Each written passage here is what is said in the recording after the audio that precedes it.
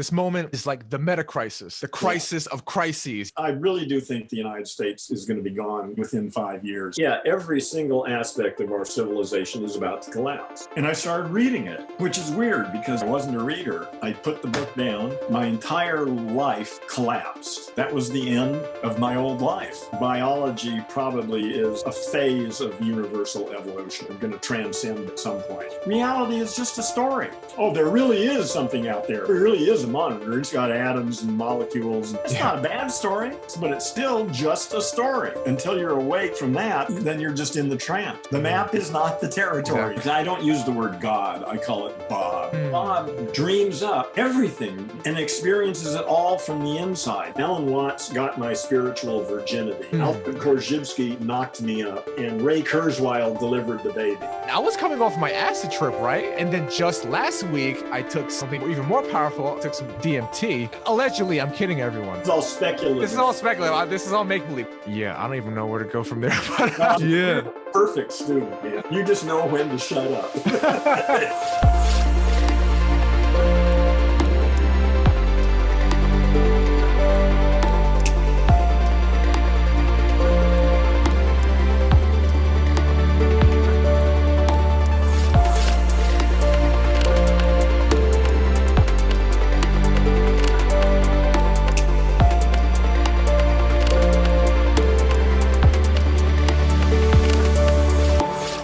Annyeonghaseyo, lovely people. You're still here at episode number 8 of Noetic Nomads, which automatically makes you one of the most awesome people that's ever existed. Did you recognize that name, face, and especially that voice from the intro to this episode? If you've been to any of the Socratic speed dating sessions at the Stoa, then there's no doubt you did, because today's guest is the most social of butterflies at those gatherings, Heron Stone. Or is he? You'll get what I mean after listening to this episode. This Noetic Nomads thing has brought with it a lot of synchronicities. I'd only gone to like 2 of these Socratic socials, right? One right before launching Noetic Nomads and one right after. And both times, somehow, I was matched up with Heron. The universe does not lie. And I listened. And I brought Heron on the show as one of our first guests. And I am so glad I did, because Heron truly embodies the type of radical thinking and doing we're trying to signal boost here at Noetic Nomads. He's done things like straight up inventing a whole new debugged version of English called Earthling, as well as creating phonographics, a way of reading and writing by hearing with your eyes. Much respect to Heron, who's been in the podcasting game for well over 12 years, having conversations with people from all over the world to wake them up from the trance of language. You can listen in on his decades of wisdom, as well as some of our alleged experiences with psychedelics in this episode, as we go over topics like how a girl in the tiniest little bikini was the end of Heron's old life, the likelihood within this decade of America collapsing into separate nation states, why Korea doesn't have spelling bees, how the hell it could be that one of us is immune to DMT, plus lots more tasty tidbits for all your language machines to nibble on. Be sure to like and subscribe, and let us know what crazy stories the voices in your head are telling you in our comment section.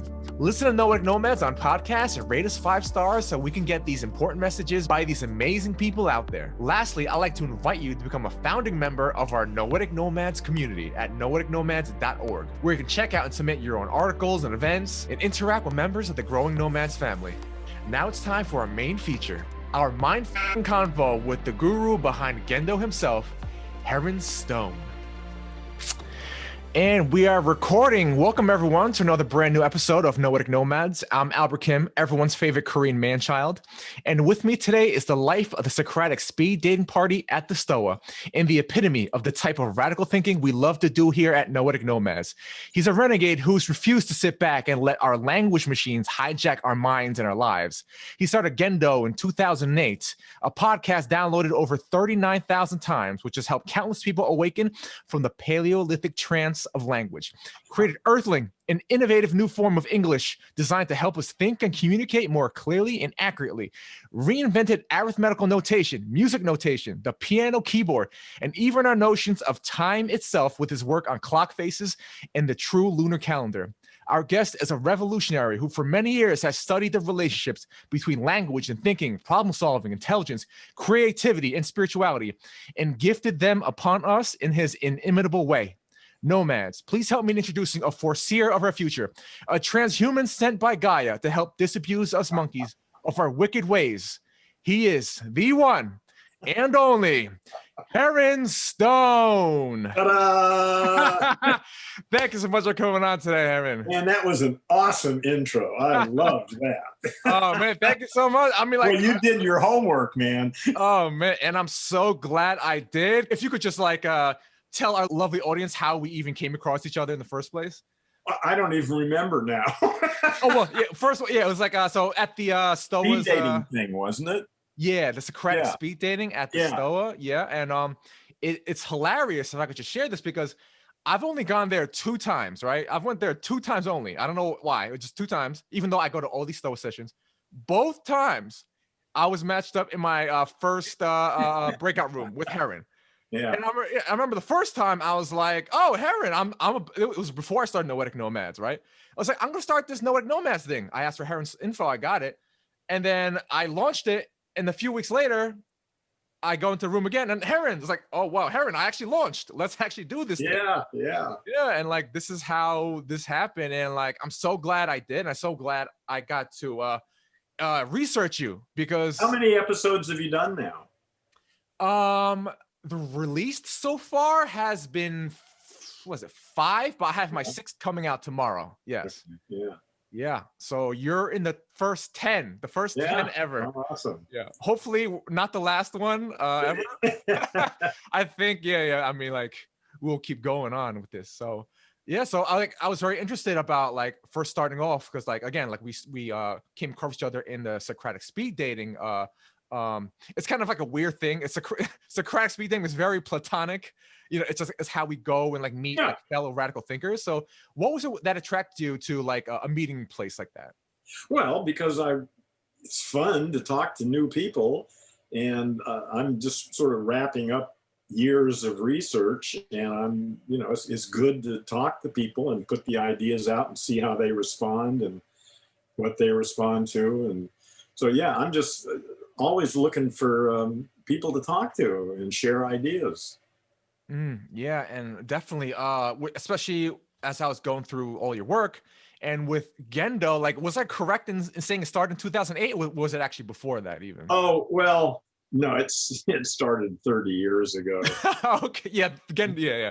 But, it's gone through a number of phases. It's really been only in the last 10 years that it's sort of taken shape. And like, how would you do, while I was trying to come up with my introduction, like I had a hard time even trying to conceptualize what it is. So, so do I. Yeah. So, like, what would be your best attempt at what Gendo is kind of becoming? Statement that I usually go with, the voice in your head is not something you are doing. It's something happening to you. You have been hijacked by your own language machine. And waking from the Paleolithic trance of language is a game changer. And further, 95% of people, 95% of the time, live in a language-induced hypnotic trance.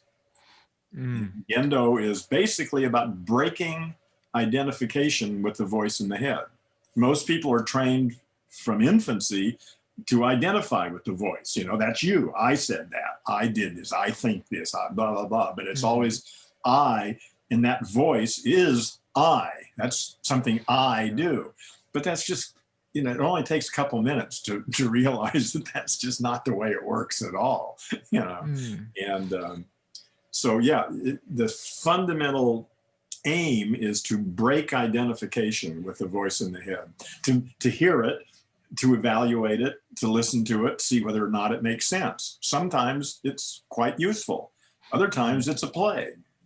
And but as long as you're identified with it, as long as you think that's me, I think this, then you're lost. I mean, you're literally entranced by the voice in your head. And I think as a species, that's what's going on right now, that we've been under the trance of the voice in our head for the last 200,000 years. And that began to break a couple thousand years ago, and religions got started around those individuals who woke up from the trance of language. But now it's spreading rapidly. I expect to see a sort of outbreak of enlightenment, for lack of a better word, in the next 10, 20 years, 30 years, maybe, I don't know what, but I expect a sort of critical mass of humans to awaken.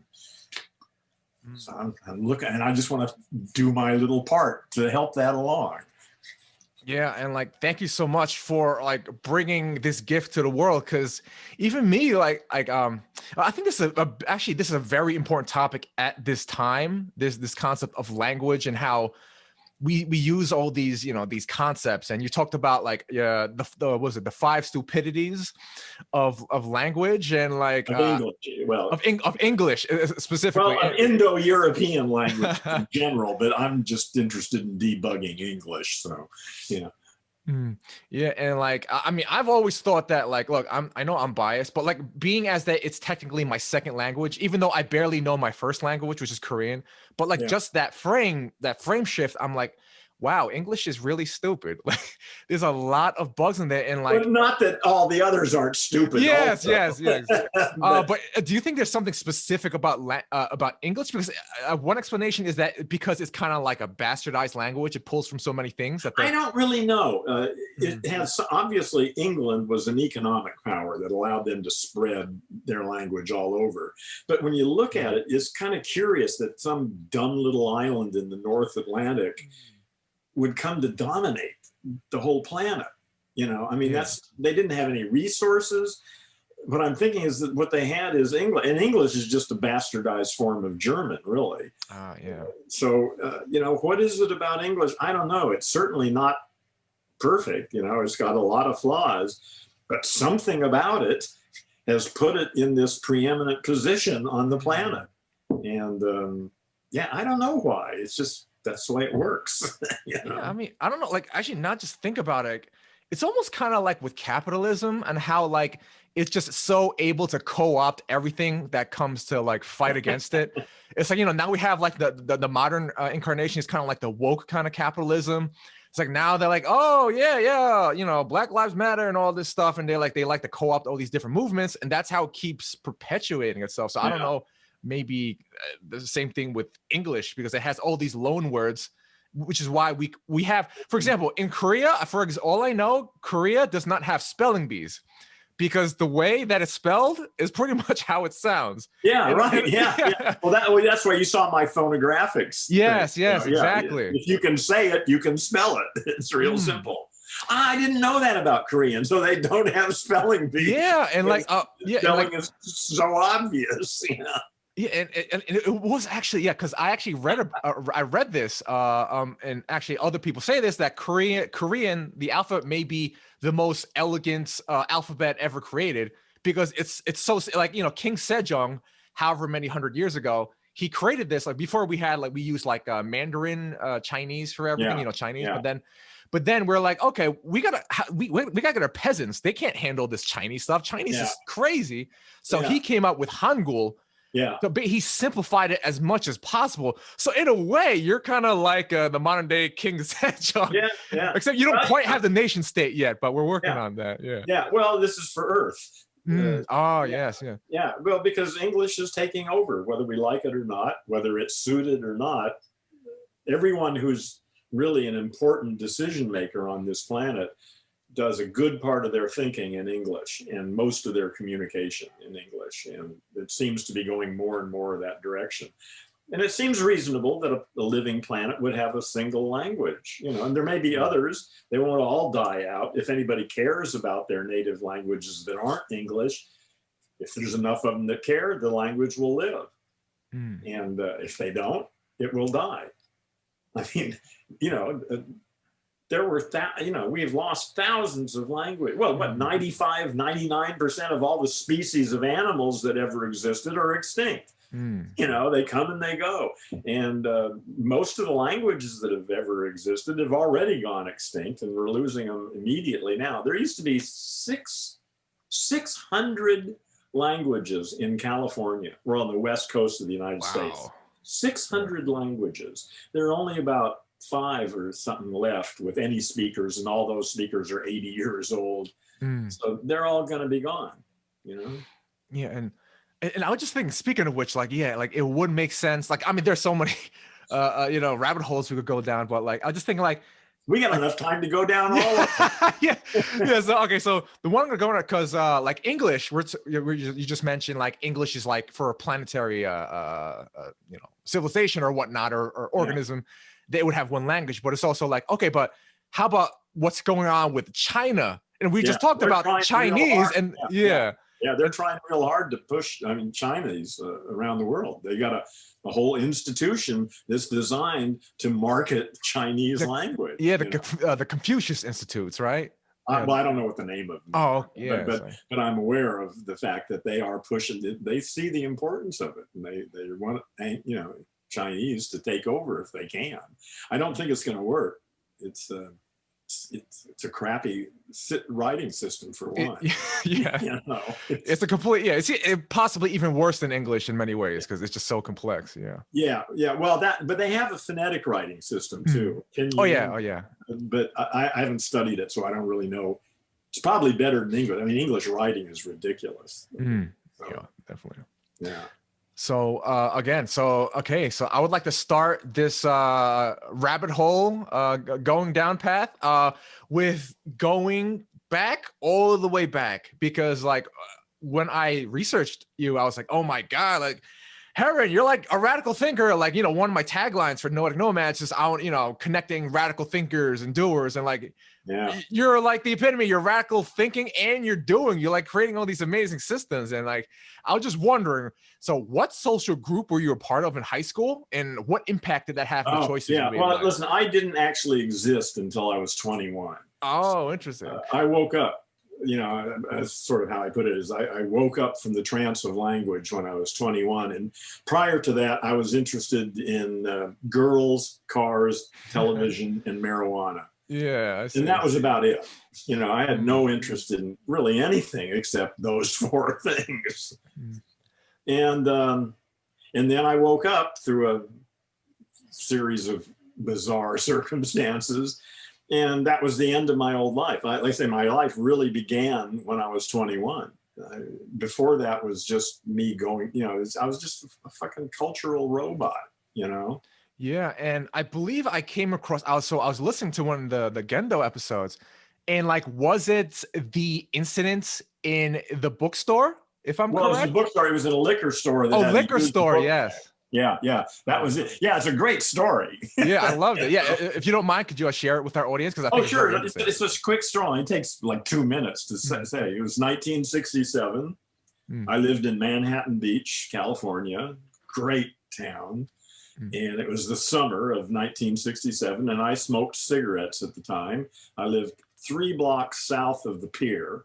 I mean, it was a beautiful little beach community. It was a great place. Anyway, so I got out and I walked down to the store. The liquor store was on the corner of where the pier was, and it was summer, and it was in the afternoon. And in the summer, this town was packed with beachgoers, and lots of beautiful women in bikinis. So as I walked down to the liquor store and I walked in, just ahead of me, just walking in just immediately before I reached the door, was the most beautiful, sexiest, I was just stunned. She, the tiniest bikini, and I mean, just everything about her was just stunning. And I sort of was entranced. I mean, really, it was really pretty bizarre. But the next thing I noticed is she was giving me this really dirty look. And then I realized I just was sort of staring at her, and, so I quickly turned away, and there was a used book rack next to me. And I grabbed this book off there, paid no attention, just held it up in front of my face so I could look at her, And I don't remember much after that. The next thing I knew, I was up at the cash register, and somebody was saying, "Hey, do you want anything else?" And I sort of came back to my senses, and she was just walked out the front door, and I'm standing at the cash register with this book. So I said, "No, give me a couple packs of Luckies." And I bought the book for 25 cents and walked home with my cigarettes and my book. And then as I walked in the door, I immediately tossed the book in the trash can, because I wasn't a reader. I had no intention of reading that book. But a week later, a month later, I really don't know how long it was, some point, later, I happened to wander by the trash can and noticed there was a book behind the trash can. And apparently I had missed the trash can when I tossed the book. And there it was laying on the floor behind the trash can. So I picked it up and looked at it. And I started reading it, which is weird because, like I say, I wasn't a reader. So I'm thinking maybe my television was broken or something, because otherwise there'd be no point in reading a book. So I started reading the book, and somewhere, I don't know, the next 10 minutes, well, it wasn't 10 minutes, maybe a half hour. I kept reading it though, which is odd. I kept reading it. And at some point I put the book down, and I just sort of had this blinding realization that I didn't have a clue who I was, what I was doing, what I could do, what I should do, what was possible, what was not possible. My entire life collapsed. So, well, I didn't have much of a life really, but what little life I did have just evaporated into thin air. I was just left sitting there wondering, who the hell am I? Where am I? What the hell is going on here? And I never really recovered from that. That was the end of my old life. And then I began reading. The book was a book by a guy named Alan Watts. Yeah, Alan Watts. And so I started reading all of Alan Watts' books, and then that got me onto other things. And that was the beginning of it.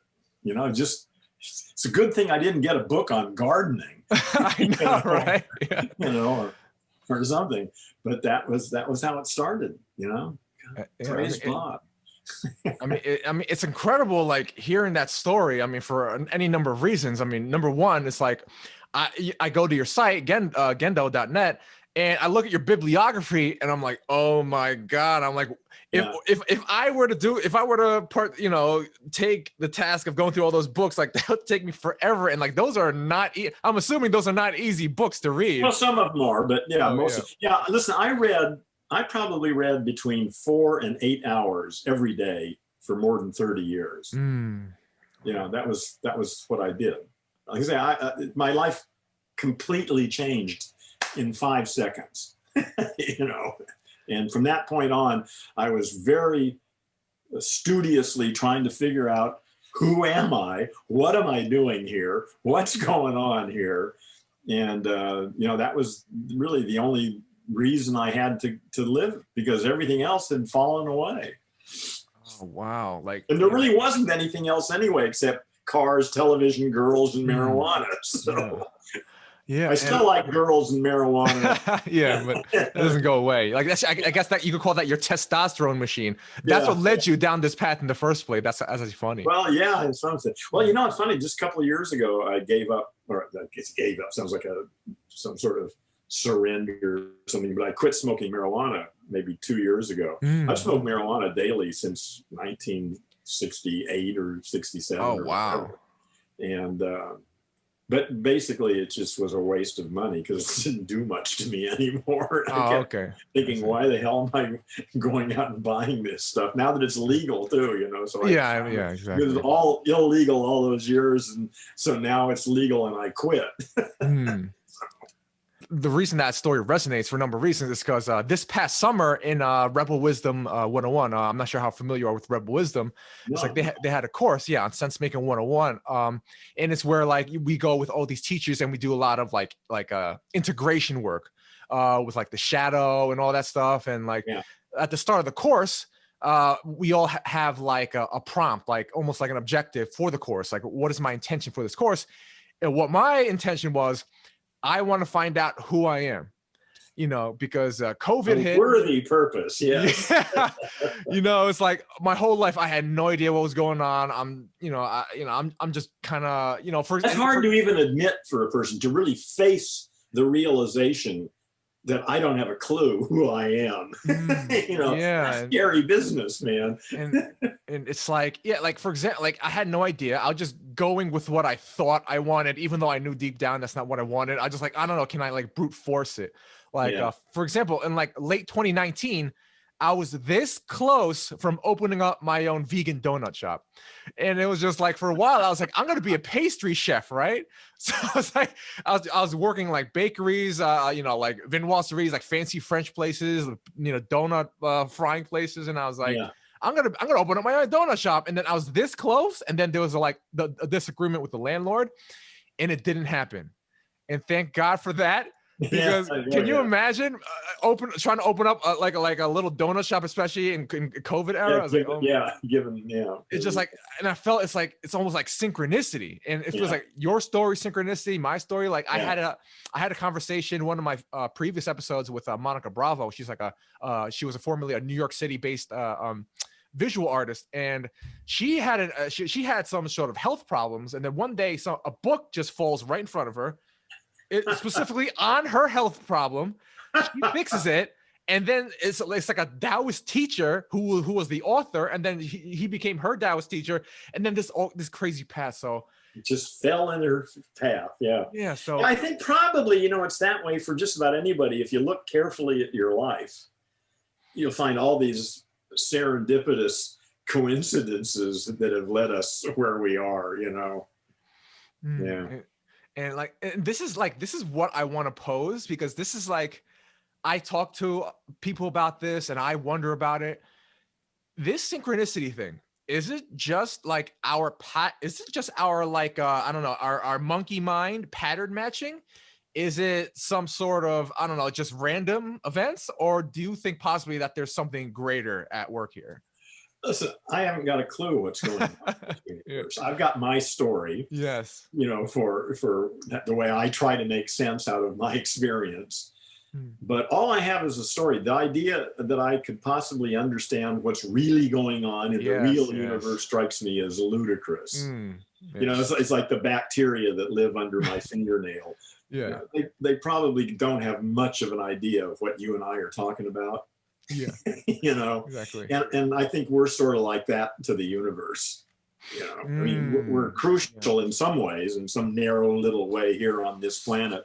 But what's really going on in the whole universe? Yes. I mean, like I say, I've got a story, but I certainly, it's just the best story I've been able to make up. So what would you say is your story? Because I totally understand, because we don't, I don't understand. That's the point. I love my story. And it's so simple. I mean, it only takes 2 minutes to, again, it's like this other story. Well, you dream, do you dream? Well, I'm assuming yes. Yeah, I didn't dream for many years, honestly. Really? In fact, it's interesting. Since I quit smoking marijuana, now I dream all the time. But for 30, 40 years, I dreamt maybe once or twice a year. Almost never. So you mean like you didn't remember your dreams? Because I understand. I know they say we dream all the time, but I have no memory of dreaming. Okay. So whether I dreamt or not doesn't really make any difference to me, since I couldn't remember them. So anyway, now I do dream. But in any case, if you dream, you're familiar with the idea. You're sitting in a chair in a room somewhere, and there's maybe some people walking around, or all this stuff going on, right? And then you wake up and you say, well, where was that stuff? Was that real? Well, no, of course not. There wasn't any chair. You didn't have any atoms or molecules making it up. It was just a perception of some sort that was upon you. So given that we have experience with that, my sense is, like, I don't use the word God. I call it Bob, because it sort of it sounds like God, but it's funnier. Yeah. So Bob is just a great dreamer. And so Bob dreams up everything and experiences it all from the inside. See, when I dream, I'm just me in the dream. I'm not all the other people too. I'm just me. But when Bob dreams, he's everything. So it's Bob looking through your eyes. It's Bob looking through my eyes. It's Bob looking through the eyes of the ant that's crawling on the windowsill outside. It's Bob looking through the eyes of the potato in the garden. It's Bob that experiences the heat on a rock in the desert. That Bob dreams up everything and experiences it all from the inside. All the tragedy, all the glory, everything. The Al-Qaeda people blowing everybody up, and 14-year-olds having their first sexual experience, and you name it, it's all Bob. That's all there is Bob doing it all to himself, or itself, better. And so that's my story. Again, I don't believe that, but I like that story a lot. Yeah, So, I mean, well, I'm going with it, yeah. until I find a better one. If somebody gives me a better story, I'll drop this one in a heartbeat. Yeah, it's like I mean, I have a very similar view to that. I guess you would it would almost be like a pantheist kind of view. Everything is God in a way, or Well, yeah, but like I say, I don't feel any need to put a label. yeah, on it. no label. Yeah, Pantheists, have their ideas of what that means. Yes. And they think that's really the way it is. I said, no, this is just my story. That's it. Yeah, I mean, and see, and a lot of people say it's like solipsism. Is all there is me, and the rest is all just imaginary dream stuff. Okay, maybe. Maybe you don't exist. Maybe you're just part of my dream. But see, that's just another story. Yes, exactly. And I don't feel the need to come to land on some final story that I can stick to. And I just don't need that anymore. I did for a long time. I was searching for some story that I could land on, and now I don't feel any need to land on a story. I'm quite content to say, I don't know. Exactly, like almost like a story. Yeah, it's almost like a maybe like a universal agnostic, or again, I don't want to put a label. Radical agnosticism. Radical agnostic, yeah. Yeah. I mean, yeah. So I mean, so I like to get into how you came to be Heron Stone, because another thing that I came across digging up your interesting story, at one point you weren't Heron Stone in more than one way. Yeah. So can you kind of explain what I mean by that? You really did some research. I'm impressed. I love my guests, and you're awesome. definitely interested. I'm really impressed that you go to that much trouble to figure out, to prepare for what you're doing. That's great work. Yeah, in 1995, I changed my name. Did we talk about this? No, but I did listen to it. Too. It's a good story too. Yeah. It's common tradition in a lot of spiritual paths that at a certain point you take on a new name. You come to this realization that you've reached a new level or something or other. And I sort of came to that conclusion in 1995 that I just was, after all the stuff I'd studied and gone through, that I didn't really have much to do with this fellow. My original name was Dennis Horn. And I had no problems with that name, but I just, realized that's not me anymore, And so I was looking around for a new name, and then I came up with this an idea that I'm so happy I stumbled on. You know what an anagram is, right? Yes. Okay, you rearrange the letters, like the word spot can become pots or stop or opt, so the same letters, just put them in different order. Well, I wanted to do that, but I wanted to do a phonetic anagram, not a letter anagram, because Dennis has two N's, but it only has one N sound. It's not Dennis, it's Dennis. So there's only one N. So when you write Dennis phonetically, it's D-E-N schwa S. Okay, schwa is a particular sound. Yeah. So I wrote my name phonetically and then started rearranging them and seeing what I could come up with, And I came up with a number of possibilities. I had Nerdo Hessen, which I really like. That's not too bad. Well, if I ever change my name again, I'm going to go to Nerdo Hessen. If you have another awakening, I guess. Yeah, you never can tell. Yeah. And then there was Edna Hosner. And I use Edna Hosner still. I use that a lot on Usenet. Whenever I need technical computer questions answered, I go to Usenet, and I always sign on as Edna Hosner, because I get a lot more responses from all the nerdy guys out there. Exactly. So Edna, let's see if we can help. Oh my God, yeah. So I got Nerdo Hessen, Edna Hosner, O. Henderson, No Nurse Ahead, and Heron Stone. Duh. There you go. It was pretty obvious what it was going to be. So that's how I became Heron Stone. And it's weird because my friends picked up on it right away. They didn't have any problem. They just started calling me Heron. Oh, wow, really? But it took me a long time to get used to it. You know, they'd be saying heron, and I'm You're like, sitting here who? doing What? that. Oh, me. Yeah. You know, but they picked up, and it took me like a year to get used to being heron. And yeah, so anyway, that's how I changed my name. So yeah, there's so many things I like to dig into here, because it's like, number one, so what exactly was it that happened around 1995 where we're like, okay, that name, I don't resonate Well, I've with been it playing around with name changes for a while before that. I'm not quite sure why, actually. You know? Really interesting. Yeah. At one point, I was considering Aaron Alexander. Oh God. Oh wow. In fact, I was thinking of for a business, Aaron Alexander and Associates, 4 A's. And you know, I don't know why I was even playing with it, but by 1995, like I say, something came over me, and I just felt I needed to change my name. So I did. Yeah, I mean, first of all, I mean that I just looked it up and I was right. Aaron Alexander is actually the name of like some guy in the biohacking space, and like really? I listened to his podcast, right? Really, Aaron Alexander. Aaron Alexander, yeah, he's like this good-looking model type guy. So I don't know. I guess you're getting some vibes from that. So yeah. Yeah, I like that. I don't know why I landed on it. Like I say, I played around. It's probably, I don't know. I can go, all this stuff is in my journal, so I could go back and probably locate the source of all this stuff. But yeah, I had been thinking about it. But then, I don't know, at some point I needed to do it. Something told me I needed to change my name. That resonate with that so much, because for a long time, I've been thinking along the same lines, like, you know what? I was given this name. Why don't I change my name, right?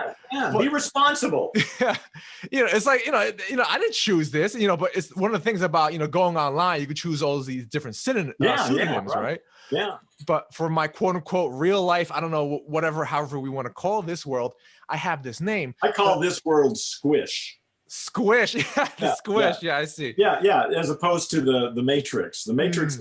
People talk about this world like this is reality, and the Matrix isn't. That's bullshit. They're both real. They're just different realities. Yeah. Squish is one reality. The Matrix, or whatever you want to call it, is another reality, and they're both real. Yeah, I mean, I definitely agree with that. And the thing with my Squish name, the thing is, it's almost like I never wanted to force it, because it's like, I don't want to change my name, my quote unquote, you know, legal name, if I don't believe in that name. I've never like felt I've never felt the urge that I have to have a specific name, which is why I never changed it. But it's always a possibility at the back of my mind. I'm wondering one day. Start thinking about doing a phonetic anagram of your name. Maybe you can come up with something. Yeah, I mean, like, the only thing like I thought about it is like backwards, like Mick Trebla. That doesn't really work. So, but yeah, I would have to, like something perhaps. Well, like, mess around with this. Albert, yeah. Well, okay. The only difference is that you wouldn't use the letter E. If you're doing phonetic, it's spelled. It would be exactly the same except for the E. The E is gone, and what's in there is what I call what's called a schwa. Yeah, it's the sound in linguistics. So it's not an E, it's an sound, but the rest of the letters are the same. So and Albert, well, again, it's the sound. It's not the letter A, so it's not A or ah, it's a. Yeah. So you can write a, o, bert, or, and Kim is just the same. So yeah, mess around with it, see what you can come up with, Yeah, I may play with it myself after. Yeah, if you can think. I mean, look, I know you've been like, this is like your whole realm, so send them my way anytime. If I come up with something, I will definitely share it with you. Yeah, awesome. Yeah, so, Mick is a good start, though. It is. Yeah. I mean, though, I don't know. Like, it could. Some people might get offended if they see that name. I don't know. Yeah, the Irish might not. People get offended or not. Screw them. Yeah, I can see what you're saying. Well, it is a consideration. I mean, if your name was Anus or something, it probably wouldn't be a good one. Yeah, I mean, so I'd like to go into some more amazing discoveries I came in my journey.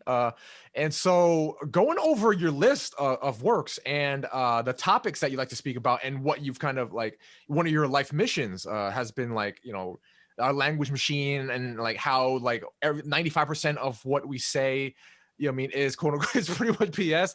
And it's very interesting because as I mentioned to you in the previous the Stoa session where we met each other, is that this is extremely similar to our first guest on Noetic Nomads, Robin Lever, which, as a reminder, he was a former international banker and self-professed economic hitman who worked for the Rockefeller family, who became like friendly with them and such.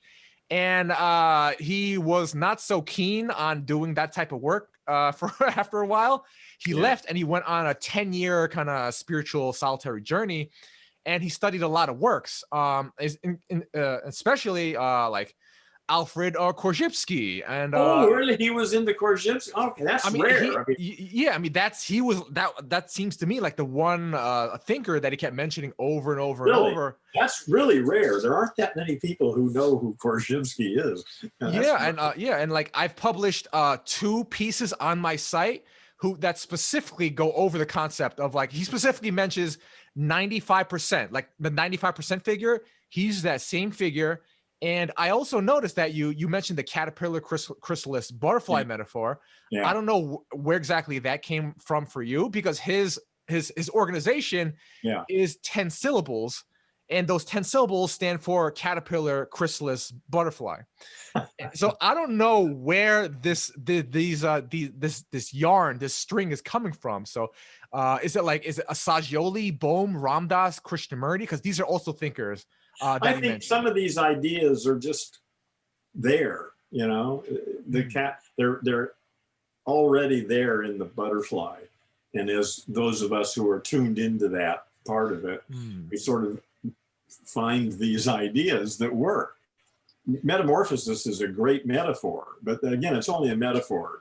Earth is not actually a caterpillar. It's an Earth, but it seems to be going through something like a metamorphosis, and it's a good analogy, I think. But I find lots of similarities all over the place. They're kind of vague right now. My sense is in the next 10 or 20 years, all this stuff is going to kind of coalesce into a single story, or more or less, you know. Because that's what a lot of people refer this to as. This moment is like the Metacrisis, you know, the crisis of crises. You know, like you're gonna go over climate, you want to talk about political, you know what I mean? Well, every single aspect of our civilization is about to collapse. You know? I mean, that's why. Have we talked about punctuated equilibrium? Us too? No. Okay. Do you know? Have you heard that term before? I've heard of it. And I don't recall, but yeah, I would love to. Okay, well, it's relatively simple. I mean, for the last 100 years or so, Darwin's theory of evolution was the sort of standard thing we were all taught. You know, and the evolution takes millions of years for one species to gradually, you know, century by century, minute little changes accumulate, and then eventually you got a new species after 1 million years. The problem is the fossil record doesn't support that, and the Christians have jumped all over that from the beginning. What the fossil record shows is one species, and then the next layer up, there's another species, and it's closely related to this one, but there's nothing in between.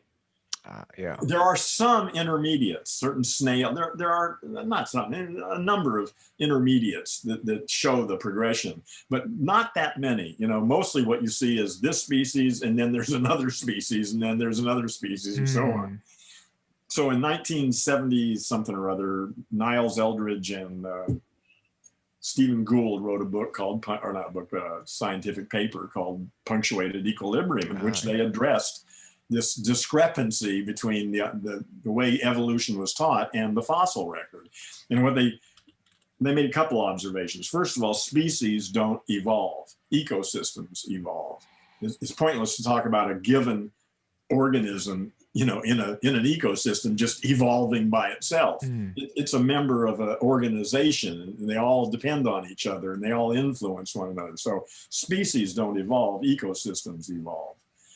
And So anyway, what they got was when they looked at this thing, they realized that evolution is not a slow, gradual process. What happens is these ecosystems stay stable for millions of years with little ripples in the surface, you know, little changes here and there, but mostly stable.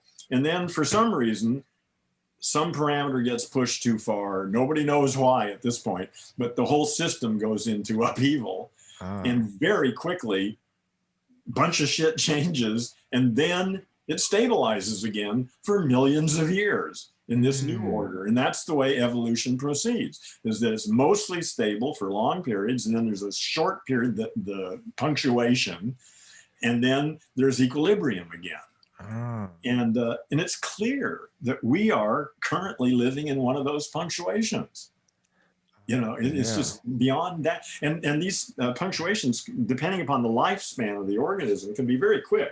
In England, in the 1800s, when the Industrial Revolution really got going, there were these moths that were sort of white colored, and they were all over the place, sort of a nuisance. But all the elm trees, you know, or whatever tree, well, I don't remember now, the moths could land on the bark, and they were the same color as the tree, and so the birds couldn't spot them easily. Okay, but as soon as the Industrial Revolution got started, there was smoke and soot covering all the trees. I see. Which made them dark gray, and those white moths would land on it and get picked off by birds immediately. Within like 20 years, all the moths were dark gray. So they changed. So in 20 years.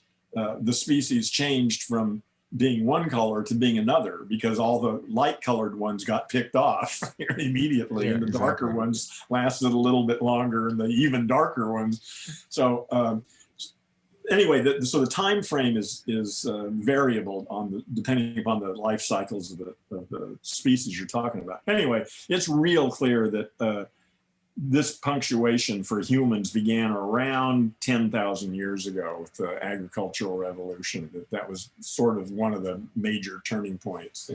And I think we're close to the end of this. And I think the difference that there's a new species of human emerging. Yes, that's interesting. And that it's not based on body configuration or any of that stuff. It's really about how our language machines function. That's the distinction between the old humans and the new humans. The old humans, like I say, for 200,000 years have been entranced by the voice in our head. But now, and that worked. That wasn't a bad idea. It worked really great until the last couple hundred years, you know. And now it's clear that it's time for us to wake up. And the new species will not be entranced by the voice in their head. They will be the programmers of the voice in their head. I see. Okay, so a lot of things we could tackle here. So I'd like to start with so this punctuation point, I believe you called it. So you believe it started 10,000 years ago? And no, I don't believe anything. Okay. My story, I'm sorry about the language machine. Okay, I don't know how should I frame. I forgive you. I understand. Okay, so I assume. That's the difference between believing and operating on conscious assumptions. Okay, I see. Okay, so you assume that this punctuation point started about 10,000 years ago with agriculture, and then now we're basically at the tail end of that. We're right at the end of this. Yeah, at least that's what it seems like to me. Now, okay, so so let's start getting into the language machine, the monkey, all these amazing concepts that you use. So basically, what exactly is, how would you describe the language machine and how it relates to where we are as monkeys or in our state as a species? Well, okay, first of all, I've got a theory about where this thing came from. I mean, actually, it's quite controversial in the linguistics and in any community. Nobody has a clue as to really where language comes from. You know, I mean, some theories say it goes back 100,000 years. Some theories say it goes back, a million years.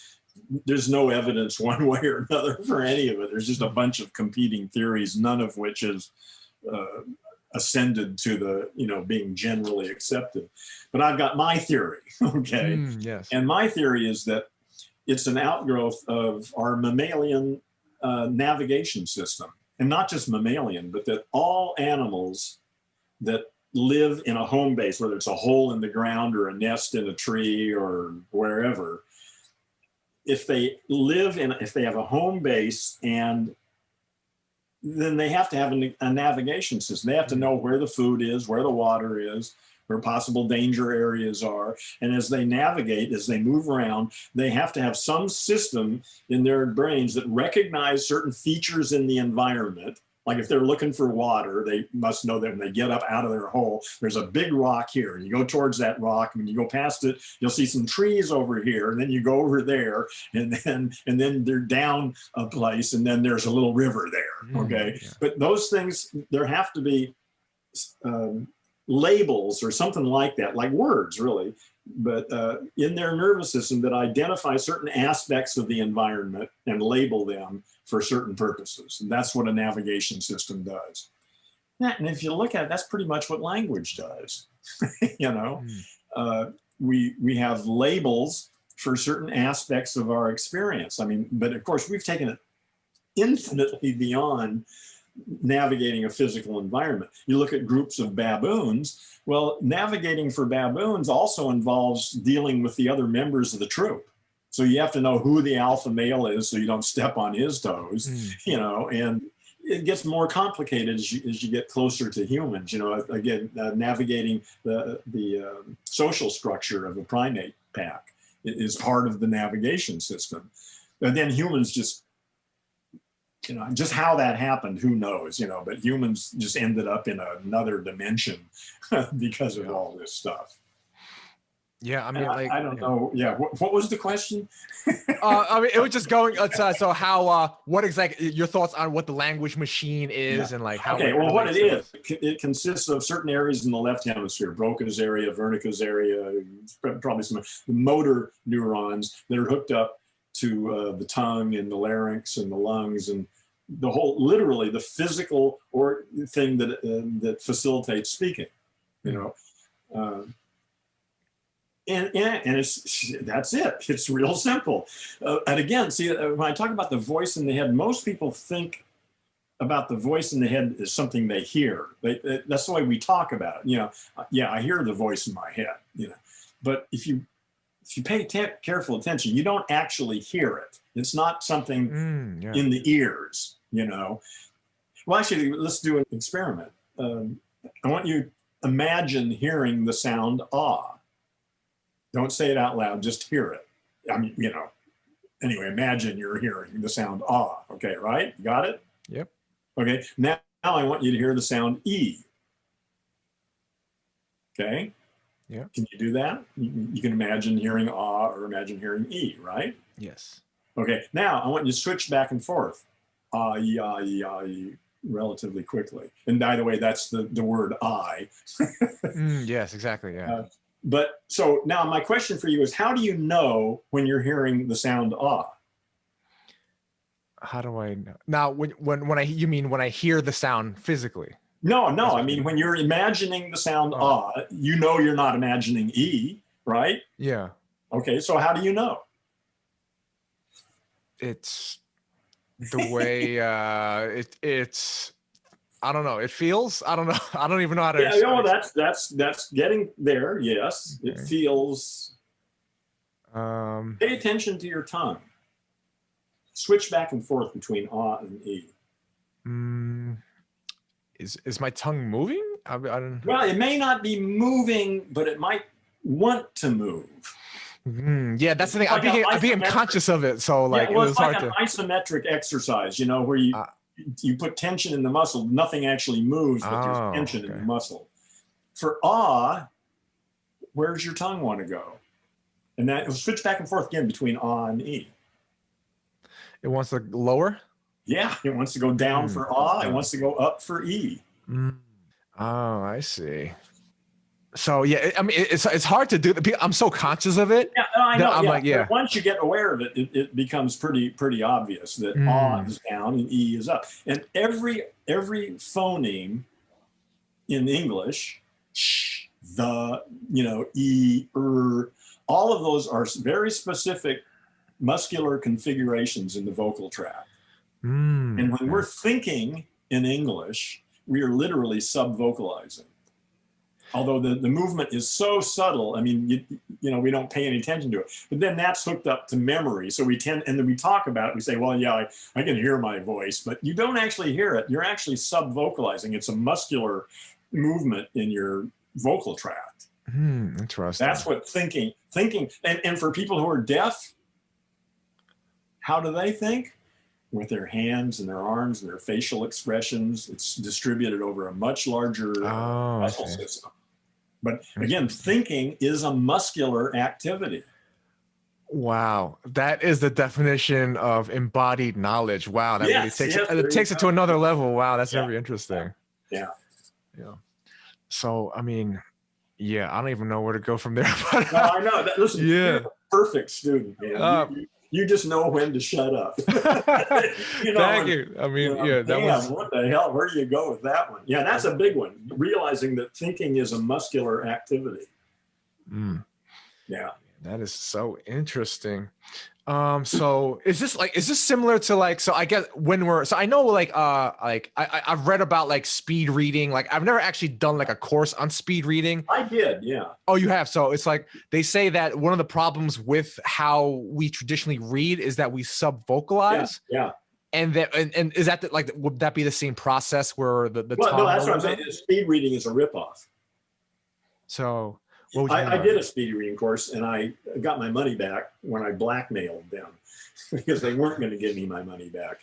A long time ago is the Evelyn Wood speed reading course, and I took it when I was, in my early 20s. And I realized immediately after the testing but the way they tested to see whether you passed, whether you actually learned how to speed read, is they give you this test. They had us read a book. In fact, it was The Old Man and the Sea by Hemingway, which everybody already sort of has heard about, knows a little bit about it. And then they gave us like 20, we read it in like 10 minutes, right? Like this. And then they gave us a test. And the test was a series of like 20 multiple choice questions. Two of which, and there were like 4 answers for each of the multiple choice, 2 of which you could immediately dismiss as being stupid. And that leads you guessing between one of 2, which is 50%. Yeah. And if you might have picked up a few things here and there along there. So if you guess, if you've only got 2 to eliminate, and so that's 50%. And if you get maybe 50% of the other ones maybe right, that gets you up to 75. And they would call that 75% comprehension.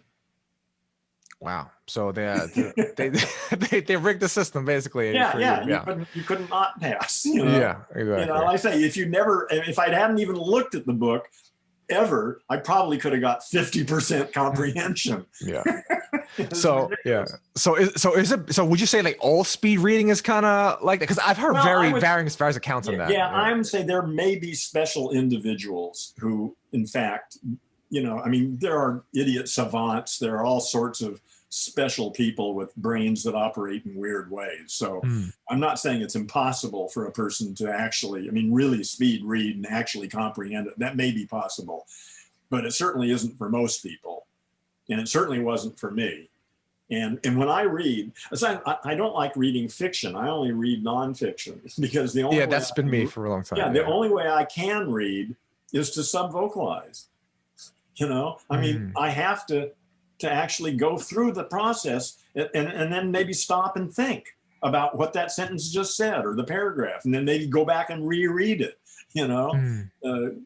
Fiction, I prefer listening to it. The last fiction I listened to was Dan Brown's big Da Vinci Code. Oh yeah, that thing. Yeah. And I just got an audio of a really good reader, who was reading it. That was great. It was much better reading it, because I only know how to study. Oh, I see what you're saying. Yeah. And fiction is great to have a good reader. Again, that's where that all comes from, sitting around the campfire. 40,000 years ago. You're right. Yeah. Somebody tell the story of the hunt that day or something. So that's fiction I love, Well, actually, I don't really give a shit about fiction much, but when I do it, I like to listen to somebody good read it. Yeah, it's very much like you said, like the great storyteller around the campfire, and you're more absorbed into it because like it's someone fun. else. Yeah. Yeah, and like for me, reading isn't really, well, it's fun, but it's just a different kind of fun, you know? I mean, it's an intense kind of interaction where I read it, I may have to read a paragraph 2 or 3 times sometimes, you know, because it's triggering thoughts, and I want to stop and think about it for a moment and then go on, you know? I don't want to listen to that, you know? I want to read that kind of stuff. Yeah, I mean, that's the thing. I've been the same way, but like there's a part of me, like for a long time, I was like, why am I reading fiction? I want to quote unquote get better. I want to understand this. Yeah. But there's also a part of me that like my personal view is like, I want to just let it go and just explore like these realms that are like kind of like illogical, but like maybe they kind of.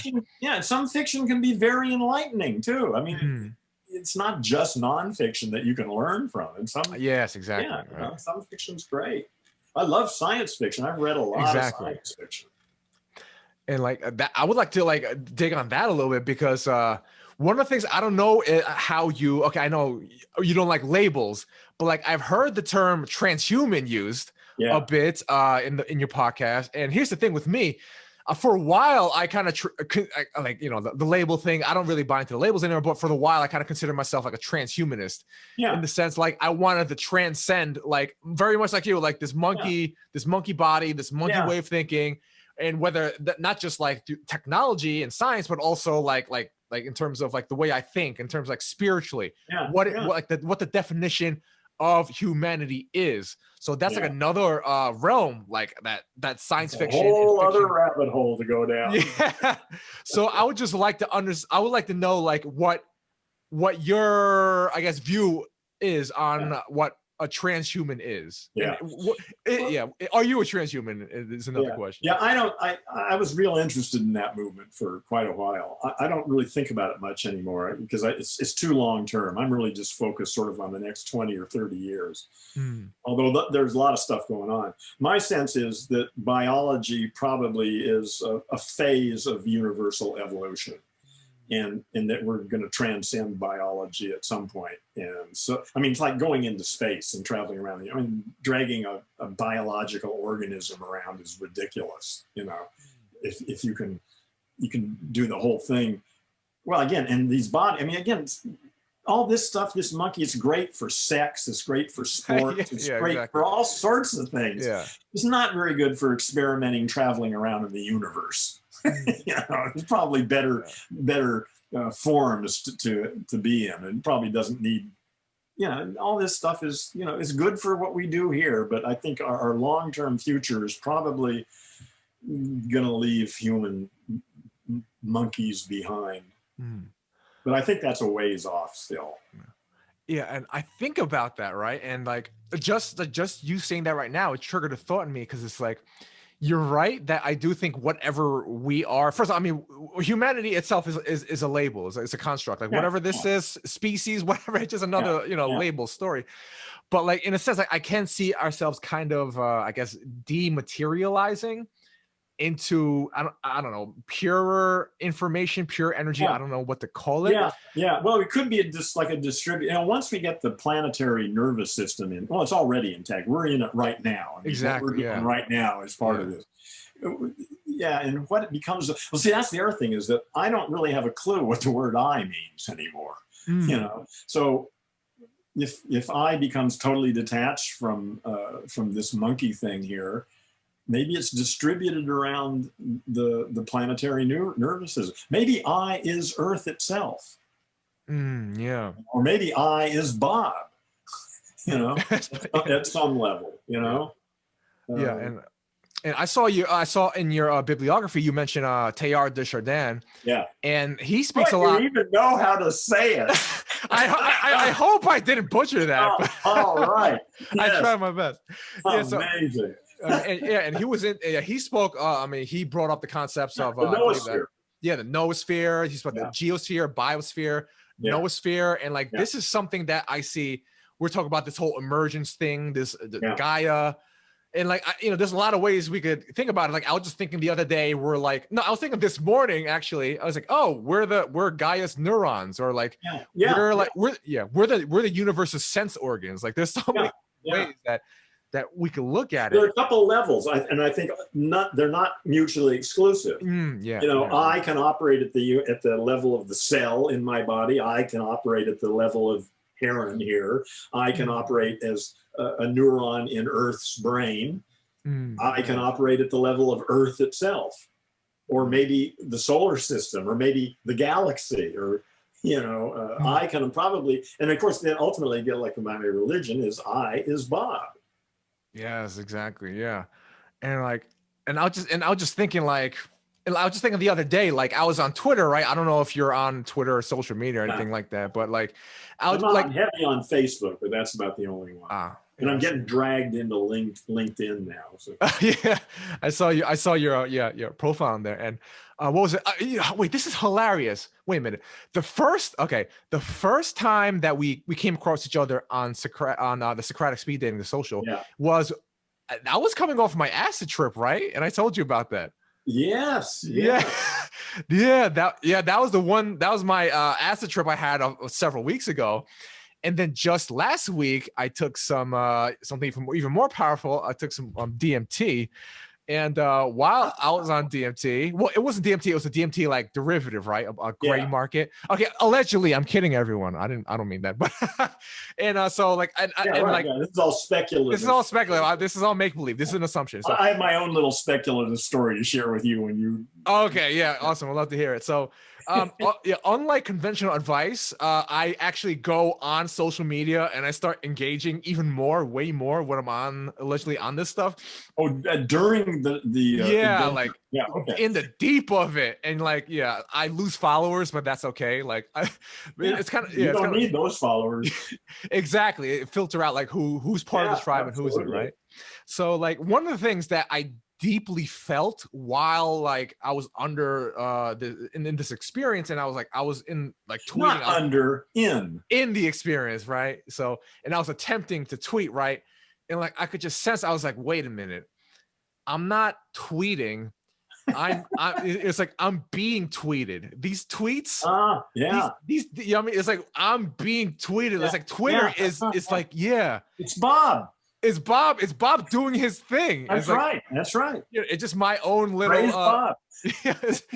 My language machine, my monkey mind, whatever is thinking, they're like, this is of my own volition, but no, this is Bob. Bob is tweeting right now. Like I'm being tweeted right now. And, and like I realize like that's like again like all these different levels, which may be true at a level, but it's just like I don't think we need to use the word true. There are useful ways of thinking in various circumstances. Yeah, I mean, definitely. So again, Heron, I would love to hear your story. I think I don't know if we talked about it before, but I've tried LSD 5 times back in the 60s. Didn't do anything to me. And I was. Oh yeah, you did mention that. Yeah, I was immune to it. And I went to some extents to make sure that I was getting stuff and it was being handled right and everything, but I never got off on it. So that disappointed me. About 2 years ago, I got a hold of some DMT, enough for 3 doses. That didn't work either. The most dramatic thing that happened was that I got a little bit of sort of like geometric design stuff on in my visual field. That lasted maybe 30 seconds and then was gone. That was it. That was the extent. So I started thinking, well, shit, I'm immune to acid. I'm immune to DMT. Shit. I've never heard of that before. That's crazy. Well, I'm about to test again because a friend of mine just mailed me enough for about 10 doses of DMT. Whoa! And he's going to walk me through. He's kind of an expert in this stuff, and we're going to build a device, to do it in, and he's going to walk me through it to make sure. I mean, we know that the stuff I'm getting is good. And he's going to lead me through the process. So in the next week or two, I've got to buy a couple things to, that I'm going to need for doing it. So sometime in the next 2 weeks, I'm probably going to do DMT again, and we'll see if I actually am immune to it. Or either way, it's going to blow my mind. If I don't get off on it, that's going to blow my mind. I mean, if I do get off on it, I'm sure it's going to blow my mind. So yeah. Who knows? Like a couple weeks later, you're no longer going to be a heron stone. You're going to be Edna. Like, yeah, because I mean that's like first, like that's amazing. I've never heard of someone like literally being pretty much immune. Like, do you have any thoughts on that? Do you think almost like you're tripping all the time or something? Yeah. No, I think everybody. Well, I'm thinking possibly part of it is all the work I've done in linguistics. I think I've seriously rewired my brain. Wow. But whether that has anything to do with it or not, I really don't have any way of knowing. But also people's body chemistry. Everybody's body chemistry is different. Yeah. Maybe my body chemistry just doesn't metabolize LSD or DMT for some reason. I don't know. Or maybe I just did it wrong. I'm pretty sure that I'd like to try LSD again and see if anything has changed, because that was like 40 years ago that I did that. So who knows? Yeah, like even for myself, like I took the first one, the first try for DMT, like it was like it was super intense. Yeah. I had I never have visualizations other than, like you said, like the geometric patterns or whatnot. But I never have, like, some people see like DMT like entities. Elves and I was like I can't. No, yeah, I'm actually about to ask on Twitter like what other people's experiences, because I've never had anything close to like these entities, these elves or anything. Yeah. But the closest I had was on the first time on DMT, is because like I closed my mind and I went inside, and then I did imagine like this fiery red spiral that like it's kind of like run through all of creation. And it's almost like the vital force out of which like all of creation. It's kind of like my sense of it. It's like what everything comes out of this deep, intense force. And like I'd be laying in bed and I'd be like lurching and I'd be crying. Like it was super intense. But the second time around, it was pretty much the same dose, but I was way kind of like it was kind of normal for me. So even that, so I kind of got normalized. How much experience in the past have you had with drugs? Well, specifically like psychedelics and entheogens and that, it's like around a dozen, 12, 15 times, I would say. And when did you start? How old were you? Ooh, probably maybe first time was probably, I mean, of course, marijuana and whatever a long time ago, but like, marijuana can be incredibly intense. I've never had good marijuana. Really? Never. I live in New York, New Jersey. I've never had before you go, let me tell you about my very first marijuana trip. Oh yeah, sure. I was like, I think I was like 21 or 22. I'd already discovered Alan Watts. Or no, well, I don't know. It was about around, maybe I hadn't. In any case, somebody brought some marijuana over, and I was laying on the floor, and I had this record player back in 1967, so, and with these two speakers, I had them laying on the floor, and I was laying on the floor between the two speakers to get maximum stereo and loudness. And I was playing a song by the Rolling Stones called "Going Home." And I don't know if you've ever heard that song. I will pretty soon. It's 13 minutes long. Oh, wow. And there are two versions on the internet, different mixes. And one of them I like and one of them I don't. And I don't know how to identify them now, but actually I can send you the MP3. Oh, yeah, sure. That'd be awesome. If you remind me, because I won't remember. But in any case, I was laying on the floor listening to this. And it's a long piece. It's like 13 minutes long. And there's this part near the end where Mick Jagger is going, "Come on!" And there's this, "Come on!" It's just repeating it over and over and over again. And at that point, this whole, just this wild hallucination. Mick Jagger was standing was inside of a mouth. The stage was a mouth, and he was on the tongue, and the tongue was like undulating, and Mick Jagger was undulating, and the teeth were undulating and everything. And I sort of sailed back from that a little bit, and there was an audience underneath me, but the audience was just nothing but hair. It was just hair waving with the beat, It was like in water almost, just with the waves. So here's Mick Jagger on this undulating tongue and an audience of nothing but hair.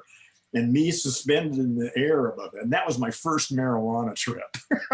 That was your first time that you were on? Very first time.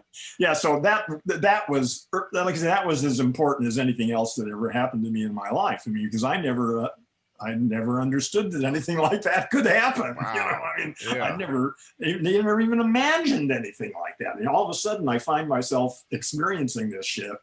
And I was not afraid or anything. It was just stunning. I was just blown away by the whole thing. It was great fun. And that was the best marijuana trip I ever had. It was downhill from there on. That's the worst. You're chasing that high the rest of your life. Oh my God. I finally quit. I finally gave up. It wasn't going to happen. It's like, okay, I'm done with that. Yeah.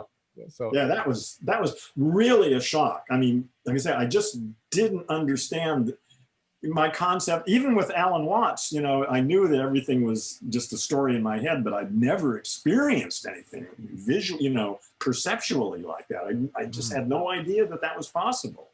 So that shook me deeply.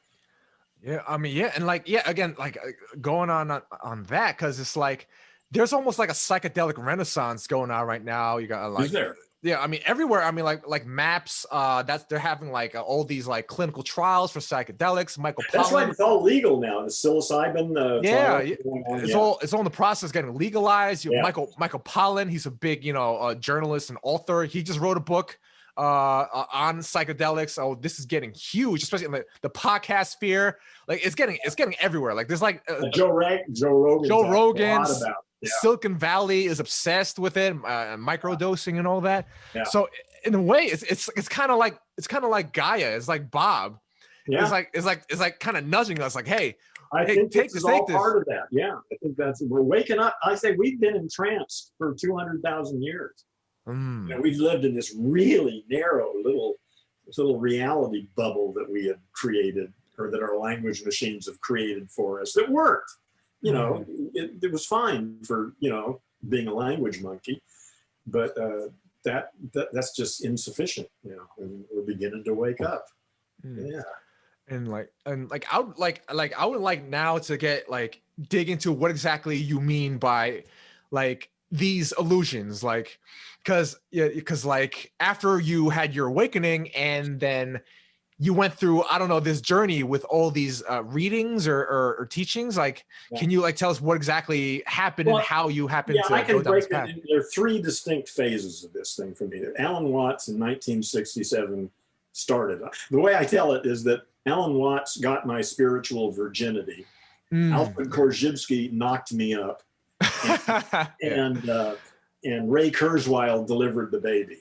Oh, Ray Kurzweil, interesting. So what happened is, like I say, after Alan Watts, I mean, I was heavy into Zen for 10 years, going to meditations and workshops and all sorts of shit and meditating deeply for years.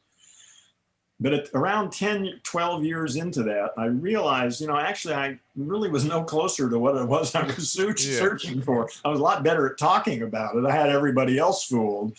But, I see. Inside I knew that I didn't know for sure what I was even looking for, but I knew I hadn't found it. And then the only real life mentor I've ever had in my life was a college professor when I was in college.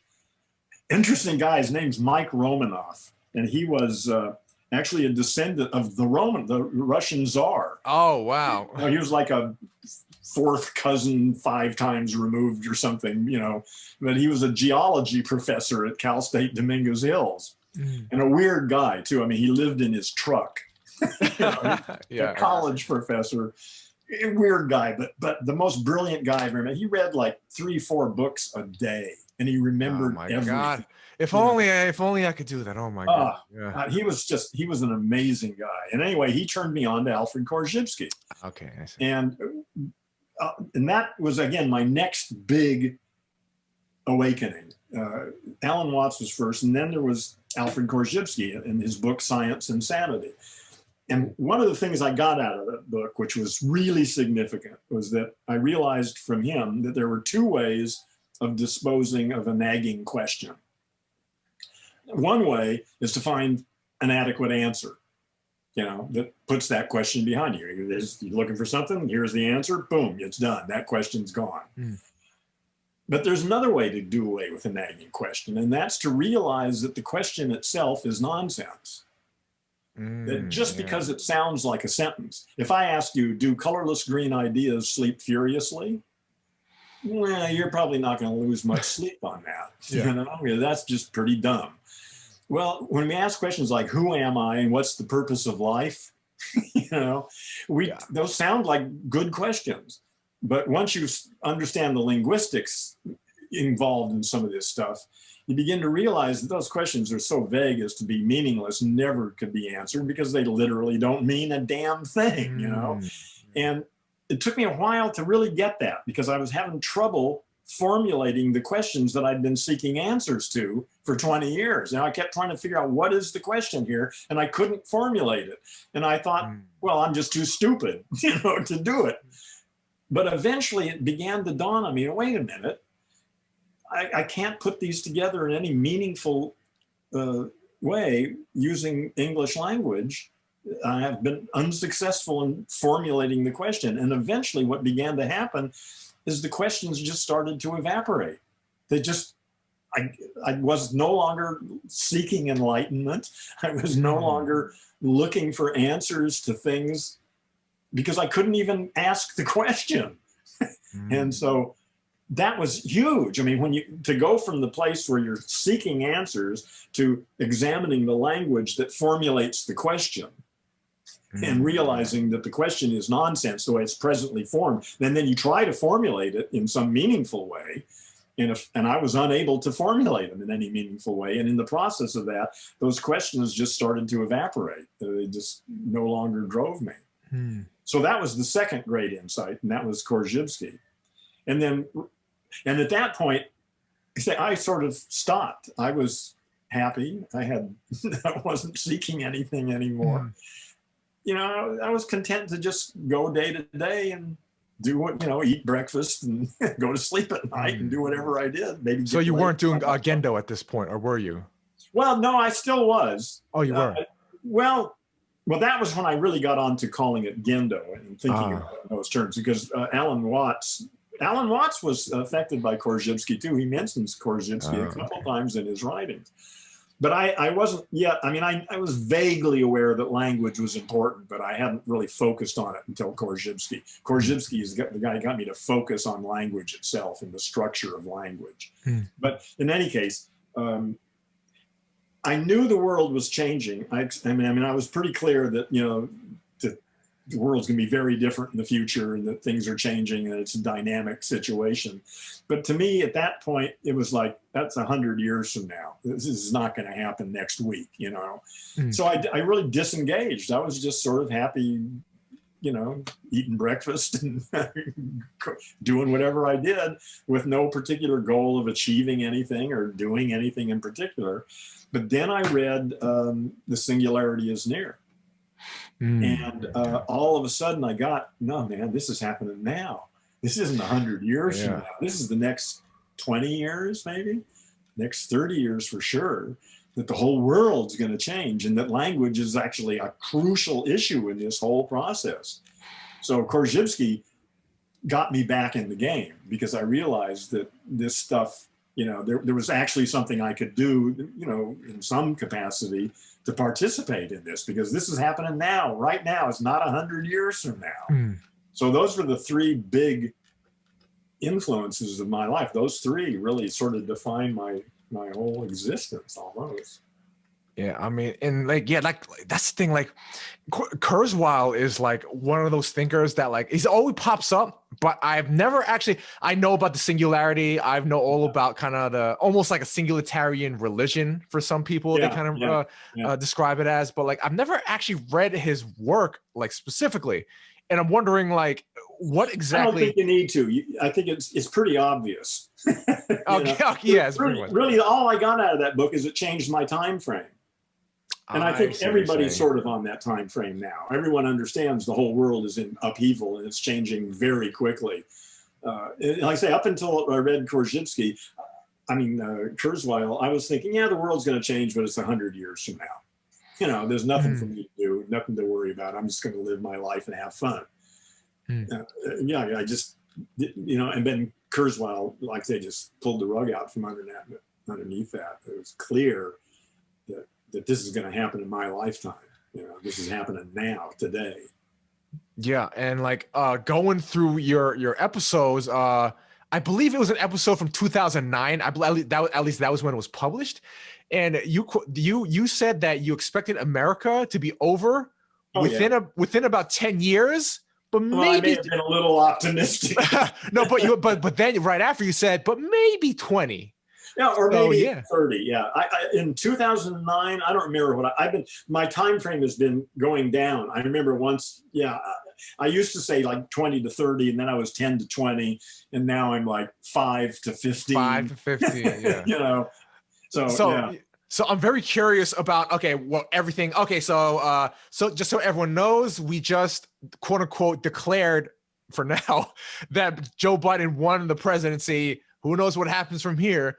But I'm very curious with the way, especially we talk about Kurzweil and the time frame for when all this is going to happen. So what do you think about like where we are right now? Like, what are your thoughts right now in this moment? In the next this has been fascinating to observe this whole thing. I really do think the United States is going to be gone maybe within 5 years, certainly within 10. Really? Yeah. And just how that'll go. Well, there's just one of the things I've come to realize is that there's this divide between the Trumpsters and the rational human beings. And that there's really nothing to talk about. You know, there's just no need to debate. You know, that they don't respond to logic or facts or any of that stuff, you know. So there's nothing to talk about. So it seems to me that what's going to happen is the Northeast and the whole West Coast. Well, see, I used to think we were going to secede from the Union, you know, and the West Coast, actually, we'd be better off without the rest of the United States. Yeah. I mean, California, Oregon, and Washington combined have something like the 6th or 7th world biggest economy. So we don't need the rest of the, you know, back in the 1950s, the West Coast benefited from being a part of the United States because of all the defense spending. All the tax dollars that was collected all over the United States, a large percentage of it went back to California for the defense contractors. Interesting. But since that ended, actually now California is only getting like 70% of its federal tax money coming back to California, where before it was getting like 150%. Wow. So really the rest of the country is a drag on California. We don't need them financially. So real quick, can you go into the defense spending? Because I'm not so much familiar with that. What is specifically? Well, I mean, during the Cold War, the amount of defense spending was huge, and a large part of the defense industry was in Southern California, Northrop and and all these companies. Okay. You know, all these defense contractors were in Southern California, and so we got a huge amount of money from the federal government spending on defense spending, and that benefited California enormously. You know, all that money coming in, you know, it was great. But now all the money we send out, we're only getting like 80% of it back instead of 150% of it back. So there's no financial benefit at all to us being part of the United States. Plus, everybody hates the United States, but everybody loves California. Yeah, exactly. So, you know, so we're okay. So anyway, the way I was thinking before is that, you know, probably the West Coast and the Northeast will secede, you know, and then they may be one country, there may be two countries, you know, like Pakistan has got two widely distributed, you know, there's West Pakistan and East Pakistan, and there's 1,000 miles between them, you know, there's still Pakistan. So one of the possibilities is the West Coast and the Northeast would secede and become one union, and then the whole center, Trumpville, would be whatever they want. They can do whatever they want. They can hire Trump and let him run the country, you know, which would be fine.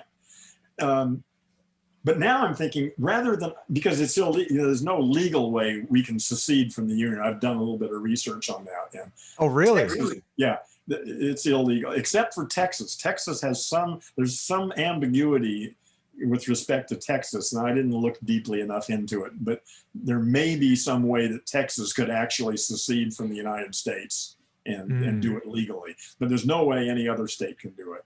So and I thought about that, and then I thought, well, actually, there's a better way. The Northeast and the West can kick out the center. We won't Oh, secede. interesting. We'll just throw them out. Oh, I see what you're saying. Yeah. I mean, this is sort of funny. I mean, Yeah.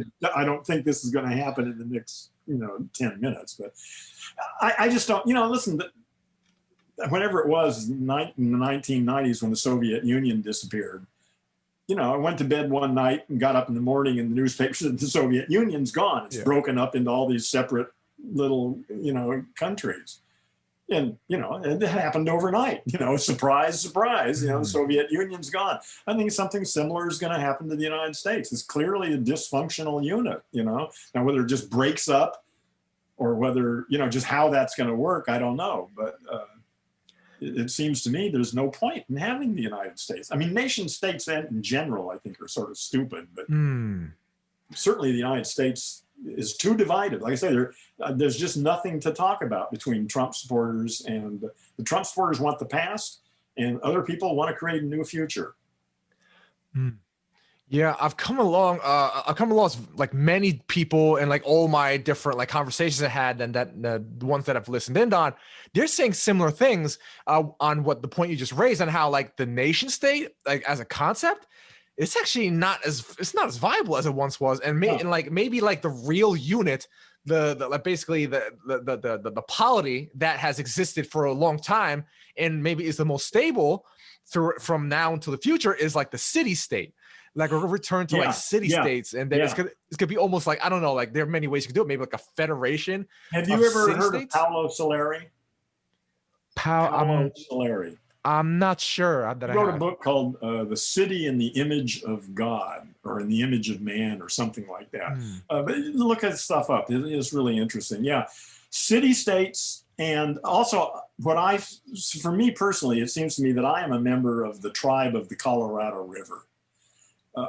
In South California and Arizona and the part of lower Nevada, so all of us depend upon the river, the Colorado River, for our survival, for the water in that river. That's a fundamental living resource that we all have a common interest in. There's the Mississippi River Valley, there's the Columbia River Valley, there's various, and all over the planet there are these major river valleys, which really are, I think, somewhat of a natural political unit, because all the people who depend on that water have an interest in maintaining that resource for all of them. So, that sort of seems to me is a natural, the largest sort of natural political unit. And then within that, city states, and probably not this like LA in Orange County is just this vast thing. But probably that could all be condensed into a very condensed, and this is where Paolo Soleri's architecture comes in, designing these city states where we all live in a very dense urban situation. Wow. Yeah. I mean, what you just said, that's crazy. Because a few days ago, I was listening to a podcast, I believe, with Peter Zahan, and he authored the book Disunited Nations, and he was specifically talking about how like the United States and like its river system. I forgot exactly what he said, but it's like we have like the most, the best river system in the world for like for facilitating trade and like political like unity or whatnot. Yeah, well, the Mississippi River Valley is a major. It's the biggest one in the United States. I mean, it goes clear up into the Dakotas, all the way down to Louisiana. That feeds that waters the entire, well, not all, but most of the center of the United States. All that water is crucial to all of those people. Yeah. And the funny and the crazy part is like when you said 5 years, like I was like, whoa, really 5 years? But the thing is, that's only because my prediction on our end, like I went on someone else's show a couple weeks ago, and they asked for my prediction of what the world's gonna look like in 10 years. Yeah. And I said the United States is gonna, I think, go into a soft collapse. Yeah. And that soft collapse. Let's hope it's soft. Exactly. I like, that's the thing. I'm thinking it's soft, like, because when people say collapse, like it could sound very harsh, and sudden. But I do Well, think it could be. That's certainly a possibility, and that's scary as hell. That would be like a Pakistan and India where like you had people just like rushing across the border and like mass. Well, that's certainly a possibility. I mean, I'm hoping. That's why I'm glad to get Trump out of there, and we'll just have a more gradual collapse. With Trump in there, the collapse could come overnight. But with Biden, it's just the same old shit we've had, and it'll just gradually go down. But here's the thing, like, do you think that's possible that like the fact that Trump is not in it and that it was quote unquote could have been seen as close in some states, so that now he has fuel for like his battle may actually facilitate a hard collapse. Absolutely. Yeah. Well, see, that's the thing is that's, as one of the things I learned in this election. I mean, to me, this was sort of like a turning point, because if he won, I was probably going to leave the United States. Maybe not immediately, but again, and then I realized, well, so he lost, but it really doesn't make any difference because 50% of the people voted for him. Yeah. So I mean, that's the issue. The issue is you've got all these people who think Trump is great, and that's a whole lot of people who are in a different universe than I'm in. And so getting rid of Trump, I mean, that's a step. But what about all those people that like Trump? That's a big problem. I mean, they're marching in Washington, D.C. as we talk. Yeah, exactly. And the thing is, like, it's not like I thought, like, look, I predicted that, Biden was going to win and then there was going to be pushback. It's all playing out. The thing is, it hasn't played out as crazily as I thought, but so far. But that I don't know what's going to happen later. And also, like, one of my predictions that I gave in my talk the other week was like, in the soft collapse, like you mentioned, it was very similar. I believe the West Coast is gonna secede. It's funny because they talked about that. There was a lot of talk. There's been talk about secession on the West Coast for 50 years. But then you mentioned that like there's some sort of legal thing where perhaps that is not even. Oh, it's illegal. Yeah, it would if the United States. Yeah, it's illegal to secede. But that's the thing. It's illegal according to but we don't. According to them. Exactly. Yeah, exactly. Well, but that's what we had a civil war about, I mean, that was that issue. The North said you can't leave. That was what the Confederate states wanted. They just wanted to leave. But the North said, no, you can't leave. You can't, exactly. And technically, they could do the same thing with the West Coast. If the West Coast decided to leave, technically, under the way the laws are, they'd be rightful to get their army together and come and invade us and take over. Yeah, and like this is one of the reasons that I guess, now that I think about it, why I'm so interested in it. For the past couple weeks, I have been obsessed with like bootstrapping like a digital economy. And creating like a community, getting together with a community of people, creating our own like internal economy with our own currency, everything flows in between. And then the other day I went to a salon with Balaji Srinivasan, who worked with cryptocurrencies and Coinbase. He's starting up his own network state, which is he's going to create like he's going to get a virtual university and then bootstrap like an economy off a university because we're gonna have all these people from all over the world contributing to the university and providing like a new type of education. And then from that, the people who join in. And by the way, I'd like you to give me some information on him. I'd like to. Definitely. I'll send that to you after the show. Yeah. And then the project's called 1729.com. And then from there, so he has the virtual university, the economy from that university, and then he's going to start like crowdsourcing land from members of that digital economy. Like, hey, I have a plot of land over here. That's part of it. I have like buildings over here. I have a home, and that becomes his own little base. And then they start to negotiate with like the sovereigns. Like, hey, you want to interface with us. We want to buy some land over here. You want to do trade with us? Yeah, we can have a little trade deal over here. So that's all happening. And I realized, wow, like this is, and I'm just starting to put all the pieces together. Why I'm thinking this way, why all these other people are thinking this way, because the past couple of days, I just realized, I remembered, oh yeah, we're going to go through an economic collapse really soon. It's funny. It's like, who knows when, but it's coming. It may be 2 years, maybe 6 months, could be Exactly. 10 years, but it's on its way out. Yeah, the old systems are inadequate and failing. Yeah, so I mean, yeah, like it's just like, oh yeah, so that's why I want to do this. That's why everyone wants this. And so I don't know, like I'm trying to figure out, so that's why I'm going forward with this. And I'm trying to figure out how China is going to play on, I guess it's just going to be a lot. Yeah, who knows what's China is the wild card here. That's the thing. Like, no matter what anyone thinks about all this, you're like, oh, we're gonna break up into city states around river systems. Just have to trust the internet. You know, hopefully they can't control totally the internet, and it's really about enough people in China waking up. You know, I mean, screw the leaders. I mean, screw all of the leaders.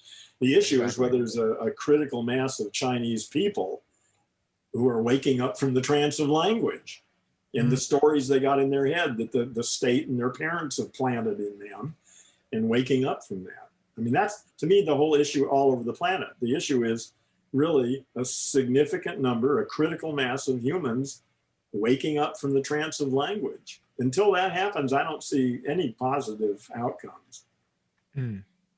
Okay, so this is the one thing that I really want to try to understand. Like, what exactly, like we've kind of like, we've talked like a bit about it and like around it, but like, what exactly is it about the trance of language? What, I mean, it's like, okay, we have these illusions, right? That it's the eye. Like, for example, you said you're five. It's really simple. We mistake the story that we've got running in our head about who I am and what's so in the United States is the rest, you know, or whatever this story is. Everybody's got a story that they got from their parents and from the media. 95% of people don't see that as just their story. They think that's reality.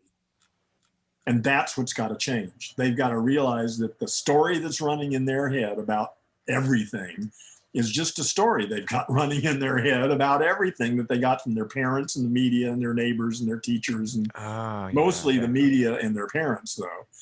And it's until you're awake from that, then you're just in the trance, and you just, you know, so you're willing to go out and kill for your country or whatever. And so that's what's got to change.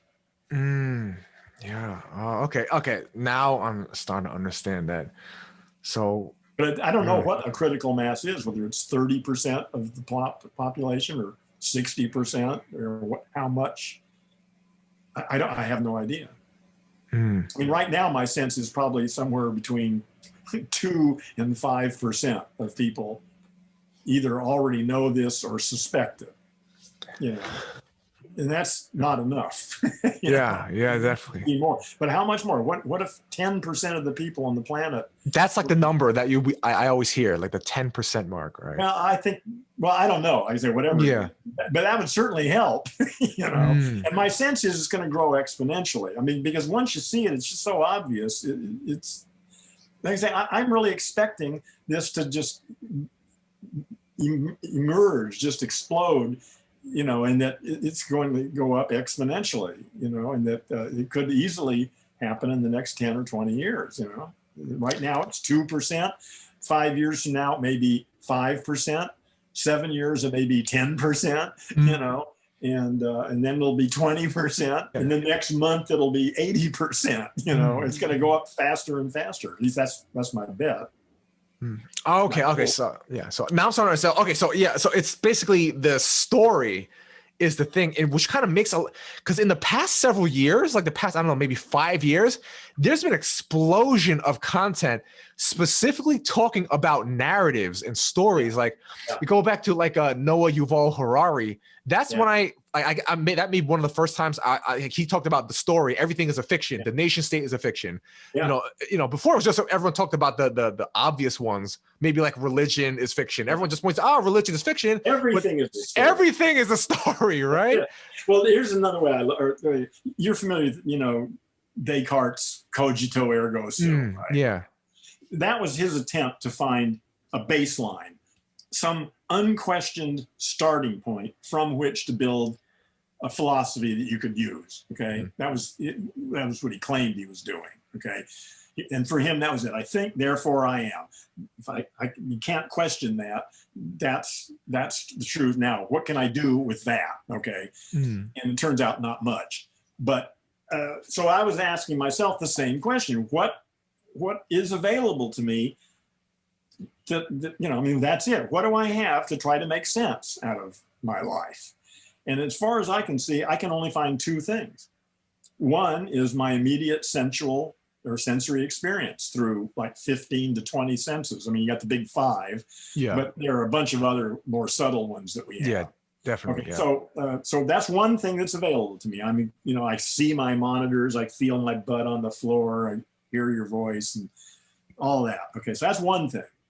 And before language gets a hold of it, okay, it's like a bird or anything else. It has sensory data that it uses, okay. And then in addition to that, the only other thing I can see that we have is stories about my sensory experience that I use to make sense out of my sensory experience. And you can put any number of stories on the same sensory experience. It's pretty obvious that. But again, the story is not the experience. The map is not the territory. Exactly. Korzybski. Yes. Yeah. So, and that's really it. That's all there is. I don't see any way around. The idea that reality itself, reality is just a story. It's a story we use to make sense out of our experience. Oh, there really is something out there. There really is a monitor. It's got atoms and molecules and all that stuff. And it really is all. Yeah. That's a story. It's not a bad story. It's a pretty good story, actually. It works really fine for a lot of things, but it's still just a story. It's not reality. Again, the whole idea of reality is absurd. If reality means anything, it means my immediate sensory experience. If I'm experiencing spiders crawling all over my body, well, that's my experience. I can put a story on that and says, oh, I'm hallucinating. Or I can think, oh God, there are really spiders crawling around. But those are stories. The sensory experience is what we have. But the stories we apply to that sensory experience are really the whole rest of the story. And again, most people mistake their stories for some sort of reality, the way the world really is. And that's insane. Yeah, I mean, this is what we've been coming to, and I'm very curious about. So I know you have the Gendo system and all that. You speak about the 5 stupidities of English. I'll just go through them quickly. My interpretation was the use of the word the, as in like it's the only thing. Yeah. Reification, which is kind of making something, make a concept into like a reality thing, essentially. Thing. And then dualism is kind of like we're separating between either or. Absolutism, which is kind of like it is that thing and that thing only. Well, that and plus words like every and all and none, those kinds of things. Yeah. And then last would be to be, identity. That's a tricky one. That's not even the place we want to go. To be. Like, what is it to be or not to be? So I can say about that is there's an article in Wikipedia on E prime that you mentioned that fairly carefully. And that's worth reading. But even that, like I say, it's not necessary really to go to that. The 5 stupidities for me are tools for examining your own language machine. And again, the object of that is to break the identification with the voice. Once you've done that, all these other issues are relatively minor. I mean, you can reprogram them, but the thing is you don't get stuck into these stupid stories once you've broken away from, being identified with it. So if you could simplify it as much as possible, what is like the major levers that we could work with to get our language machines in order? Yeah. Well, have you meditated? Are you a meditator? Yeah, I meditate. I try to meditate every day, but I've done it for years. Yeah. Okay. All right. Good. Well, one of the first things you discover is, when you're first learning to meditate, usually you're told, to quiet your mind. Or something like that, And of course, the first thing you discover is you can't do that. Your language machine just churns on and on and on about whatever it's churning on and on and on about. So to me, that's the key, is discovering that the language machine is not something that you are in control of. It's just something that does what it does. It's there, whether you like it or not. Mm. You know, but the problem is we're all identified with it. We get sucked into the stories and we get emotional about it. And you know, let's say we literally are hypnotized by these stories that are running in our language machines. And once you can, so the 5 stupidities are just things to observe so that you can become acutely aware of the fact that the language machine is just doing what it does. It's not me, you know? And once you get that it's not me, it's just my language machine churning away. Well, let me tell you how I operate now. I mean, most of the time I'm pretty happy, you know, usually. But occasionally I find maybe I'm angry or fearful or upset about something or other. And the moment I notice that, I stop and listen to what my language machine is saying. And inevitably, I discover that I've just gotten sucked up into some stupid story, you know, and I'm just going about somebody did something, you know, or something's going to happen, or, you know, but I get sucked into these stories that my language machine is running. And the minute I notice that, the whole thing just disappears. Okay. Once in a while, when I find myself, you know, frightened or whatever, and I start listening, I realize, oh, actually, I got a problem here. This is something I have to deal with. And then I switch into a whole different mode and start examining what the problem is and what am I going to have to do to resolve this. And that's a whole different thing than just running this story around in your head about how terrible everything is. So those are the 2 things. I mean, when I was a young guy, man, if a girlfriend broke up with me, I mean, for a month, I'd be lost in some story of tragedy and stuff going around over and over and over again in my head. I was just totally taken over by some rant in my head about that stuff. Now I don't last more than a couple seconds, you know. And that's the key. The key is noticing whether you're happy or whether you're not. You know, am I pissed off? Am I afraid? Is something going on that I don't like? It's the moment you notice that, you stop and listen. And like I say, most of the time, what I discover is I've just gotten sucked up into, you know, some fantasy, silly story that my language machine is still running. After all these years, my language machine still, you know, does all sorts of stupid things, and I get sucked into it all the time. But I don't stay stuck into it for more than a couple seconds usually. Whereas before, I would spend weeks, you know, I mean, literally weeks. Some people, their whole lives, they're in there. Yeah. So now, I mean, I'm going to say seconds, maybe a minute, you know, but I mean, it's almost inevitable. Like I say, if I'm actually upset, well, that gets my attention now. I mean, I've trained myself, or I don't know if that's the right way to say it or not, but in any case, you know, I know now that if I'm not happy, what's probably going on. And like I say, the stopping and listening to it, inevitably the whole thing just evaporates unless there's a real problem, and then I have to jump into action and figure out how to solve this problem. Oh wow, like, yeah, that's really encouraging that, like, you could maybe stay in something for like less than a minute, and as long as you become aware of it, you could get yourself. Well, again, that's about breaking the identification with the voice. Once you're no longer stuck in the story and believe that that's me and all that, and it's just my language machine spinning out this stuff, then there's no like emotional attachment to it anymore. You know, there's no inertia. Yeah, I see. It's just, you know, I say most of the time it just evaporates. Like one time, a couple of years ago, this happened to me. I went to the store to buy some groceries, and I have a, you know, debit card, and I put it in there, and it rejected it.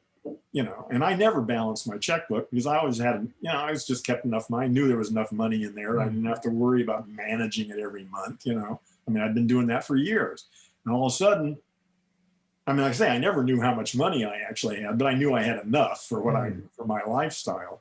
And anyway, there was no money in my account, and I put it in again and again and again, and I realized I don't have any money. You know, and so. Of course, my language machine was going crazy at that point. Yeah. But so I went home and I called the bank and found out my landlord had been like saving up my rent checks. He hadn't cashed any of my rent checks in like 8 months. And then one day he went in and cashed all of them. Okay. Yeah. You know, and wiped me out. You know, and So in that case, you know, I say once I realized what had happened, you know, I mean, they said, no, you don't have any money in your bank because there were all these withdrawals. And all of a sudden, I understood what the situation was. I'm out of money, and I'm out of money because my landlord saved up my checks for 8 months. And I knew I had to find a solution to that. And so then I switched into some sort of solution mode. What am I going to do about this? But that's a whole different thing than just stewing in the stuff we usually stew in. You move into a problem solving mode at that point. Another thing that I don't know if this is still accurate, but one of your other many activities that you do is that you teach English as a second language. Yeah, no, I haven't done that. Oh, so this is old information. But there's still something very interesting about that, because you said that it was to mostly like adult Asian students. Yeah. So okay, this is interesting for a couple of reasons. Number one, knowing your background, like, how does your experience with Gendo and the language machine influence how you teach your students? And also, does their being Asian in any way impact how their language machine works or anything like that? Asian languages are fundamentally different than Indo-European languages. Their whole universe, they live in a different universe, you know. Yeah, so I definitely love to hear about that. Yeah, so I really sort of specialized in teaching speaking and hearing skills. I wasn't much interested in reading and writing.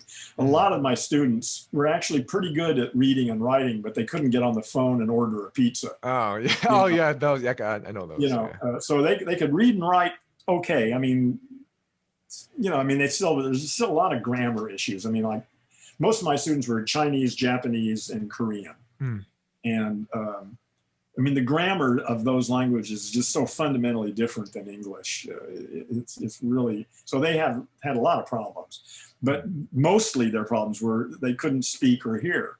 So that's what I sort of focused my energies on. And I realized that in that domain, I mean, I did some research in Orange County, and I went around, there are probably 50 ESL schools, private ES schools in Orange County. And then there's the universities and high schools and other places that teach ESL. And all of them have so-called accent reduction courses, you know. And I went around and sat in like a lot of these things, and I realized what a joke it was. The students all knew it. The teachers all knew it. Everybody knew it wasn't doing one damn bit of good. But they all went to class and pretended like it did, even the teachers. You know, the whole thing was a complete waste of time. And I figured out what the problem was. When children, I mean, language is primarily for the mouth and for the ear. Reading and writing is just this little thing that got added in the last 1,000 years or so. But we've been talking for 200,000 years. So real language is in the mouth and in the ear. And first, it's in the ear. When babies come into the world, the first thing they do is they start babbling. And it's not about making sounds. That's about recognizing what sounds are the significant sounds in a given language. And actually, when kids are born, they're already on their way to their mother's speaking language. Because when the mother speaks, her whole body literally vibrates. So even in the womb, the baby is being vibrated by the sounds of the mother speaking, okay? So children are already predisposed to hearing their mother's language before they're even born. But anyway, the point is that in the first couple years, what the child does is latch on to the sound system of the language. They're able to distinguish which sounds are significant and make a difference and which sounds are you don't have to pay attention to because they're not part of it, okay? So that takes a couple of years for that to happen. Once they've got that down, then they start speaking and they hone it down to where it works, okay? Well, the problem is and what I realized with my students is that they all had, well, just take Korean, because that was, a lot of my students were from Korea. They were hearing with Korean ears. They learned as children, they have these filters hardwired into their brains to distinguish the sounds of Korean and ignore anything else that doesn't fit that mesh or whatever you want to call it. And it's not that hard to learn the new sounds, but that's the thing is, if you're listening with Korean ears to English, you're never going to get it, you know? So what I had to do is train my students how to hear English properly. And that's relatively easy. It takes a couple months. You know, some people pick it up quicker than others. Some people never pick it up, but most people get it, you know, within a couple of months. And I developed a system to train them to hear English accurately so that they actually got clear that they know what they're hearing. There's so much embarrassment about sounding bad or not understanding that they would not engage, you know, because they were never quite clear about what they were hearing. You know, maybe they got it, maybe they didn't, and they knew their pronunciation wasn't good. So they just disengage. But once they learn how to hear accurately and they know that they are hearing accurately, then you can test it and show them that they actually can hear these sounds of English differently than the sounds of Korean, well, then they can correct their own pronunciation, just like a child does, you know? But the fundamental issue is retraining their ears, or not retraining, but adding a new filter. I mean, they still have their Korean filters. They don't have to worry about that, but they need a new filter set for English. And once that's installed, it takes a couple months, and it takes some work and some listening and some testing and stuff. But once they got that, once they can hear it, and once they know they can hear it, that's the big deal, is they get this confidence that they, okay, yeah, that's what I heard. And then they can, like I say, they can correct their own pronunciation.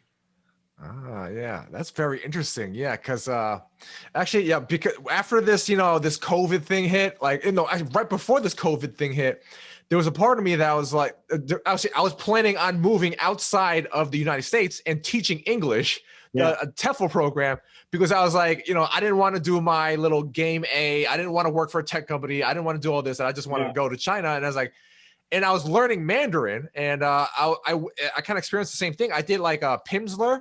And like I don't know if that's kind of similar, where it's like it's about like learning, it's about like speaking and listening more so than like all the stuff written down. So you saw my phonographics sheet, right? Yes. Well, that's fundamental to this, because that breaks down all the sounds of English. There's 29 of them, 29 basic sounds. Forget the alphabet. I mean, like one of the things can be like the TH sound, voiced and unvoiced, like in then or in thick. Okay, two different sounds, but it's spelled with a T and an H. It has nothing to do with a T or an H.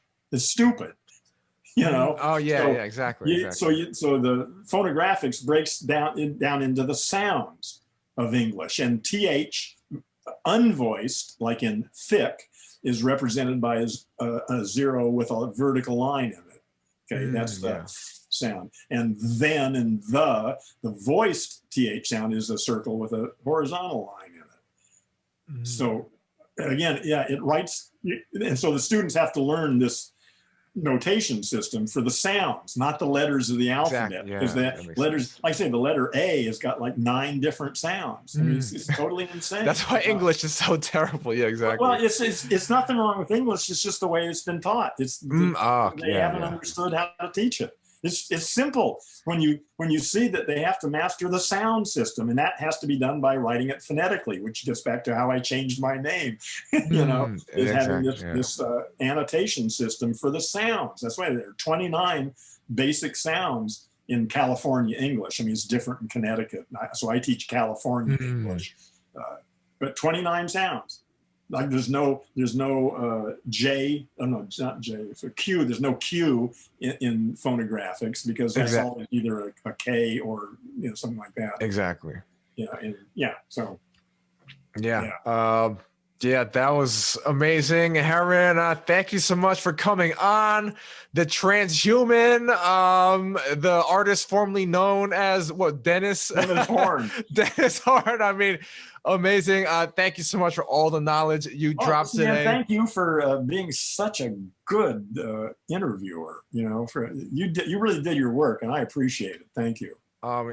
Thank you so much. I really appreciate that. Yes. And I do want to make sure that I'm able to show the world the gifts of all my guests. I really appreciate that you could see that in me, that I put that into you. And like, I'm just glad that you came in and for all the work you did. And again, I'll be back next week if you invite me. I mean, look, yes, like I'm still working on like having repeat guests. Like, we could definitely put that. Put me on the list, man. Definitely. And so, last question of the day goes to you, Heron. You could ask me anything you want.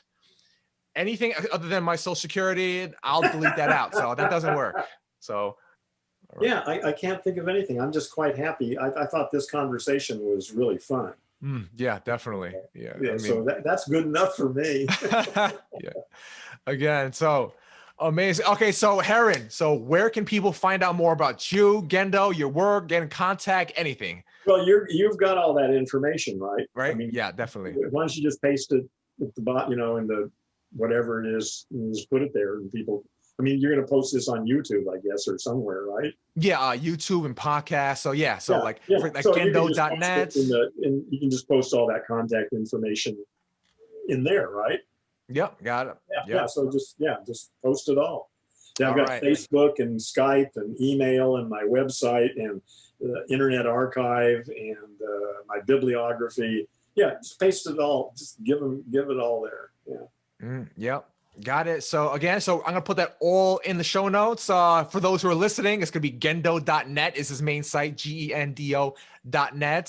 And that's really not, that's just a what they call a vanity page. Oh, that's a vanity page. So I made that when websites were done in word processors. I mean, it's really primitive and simple, but it's fun. There's some interesting stuff there. Yeah. All right. So again, Heron, thank you so much for coming on. We could do this again. You could get to ask your questions way more than one. You'll have plenty of time to think about them. And so that's it. Thank you, everyone, for listening to another episode of Noetic Nomads. Peace out and step up because the world needs you. Okay, goodbye. Bye. All right. And we are done.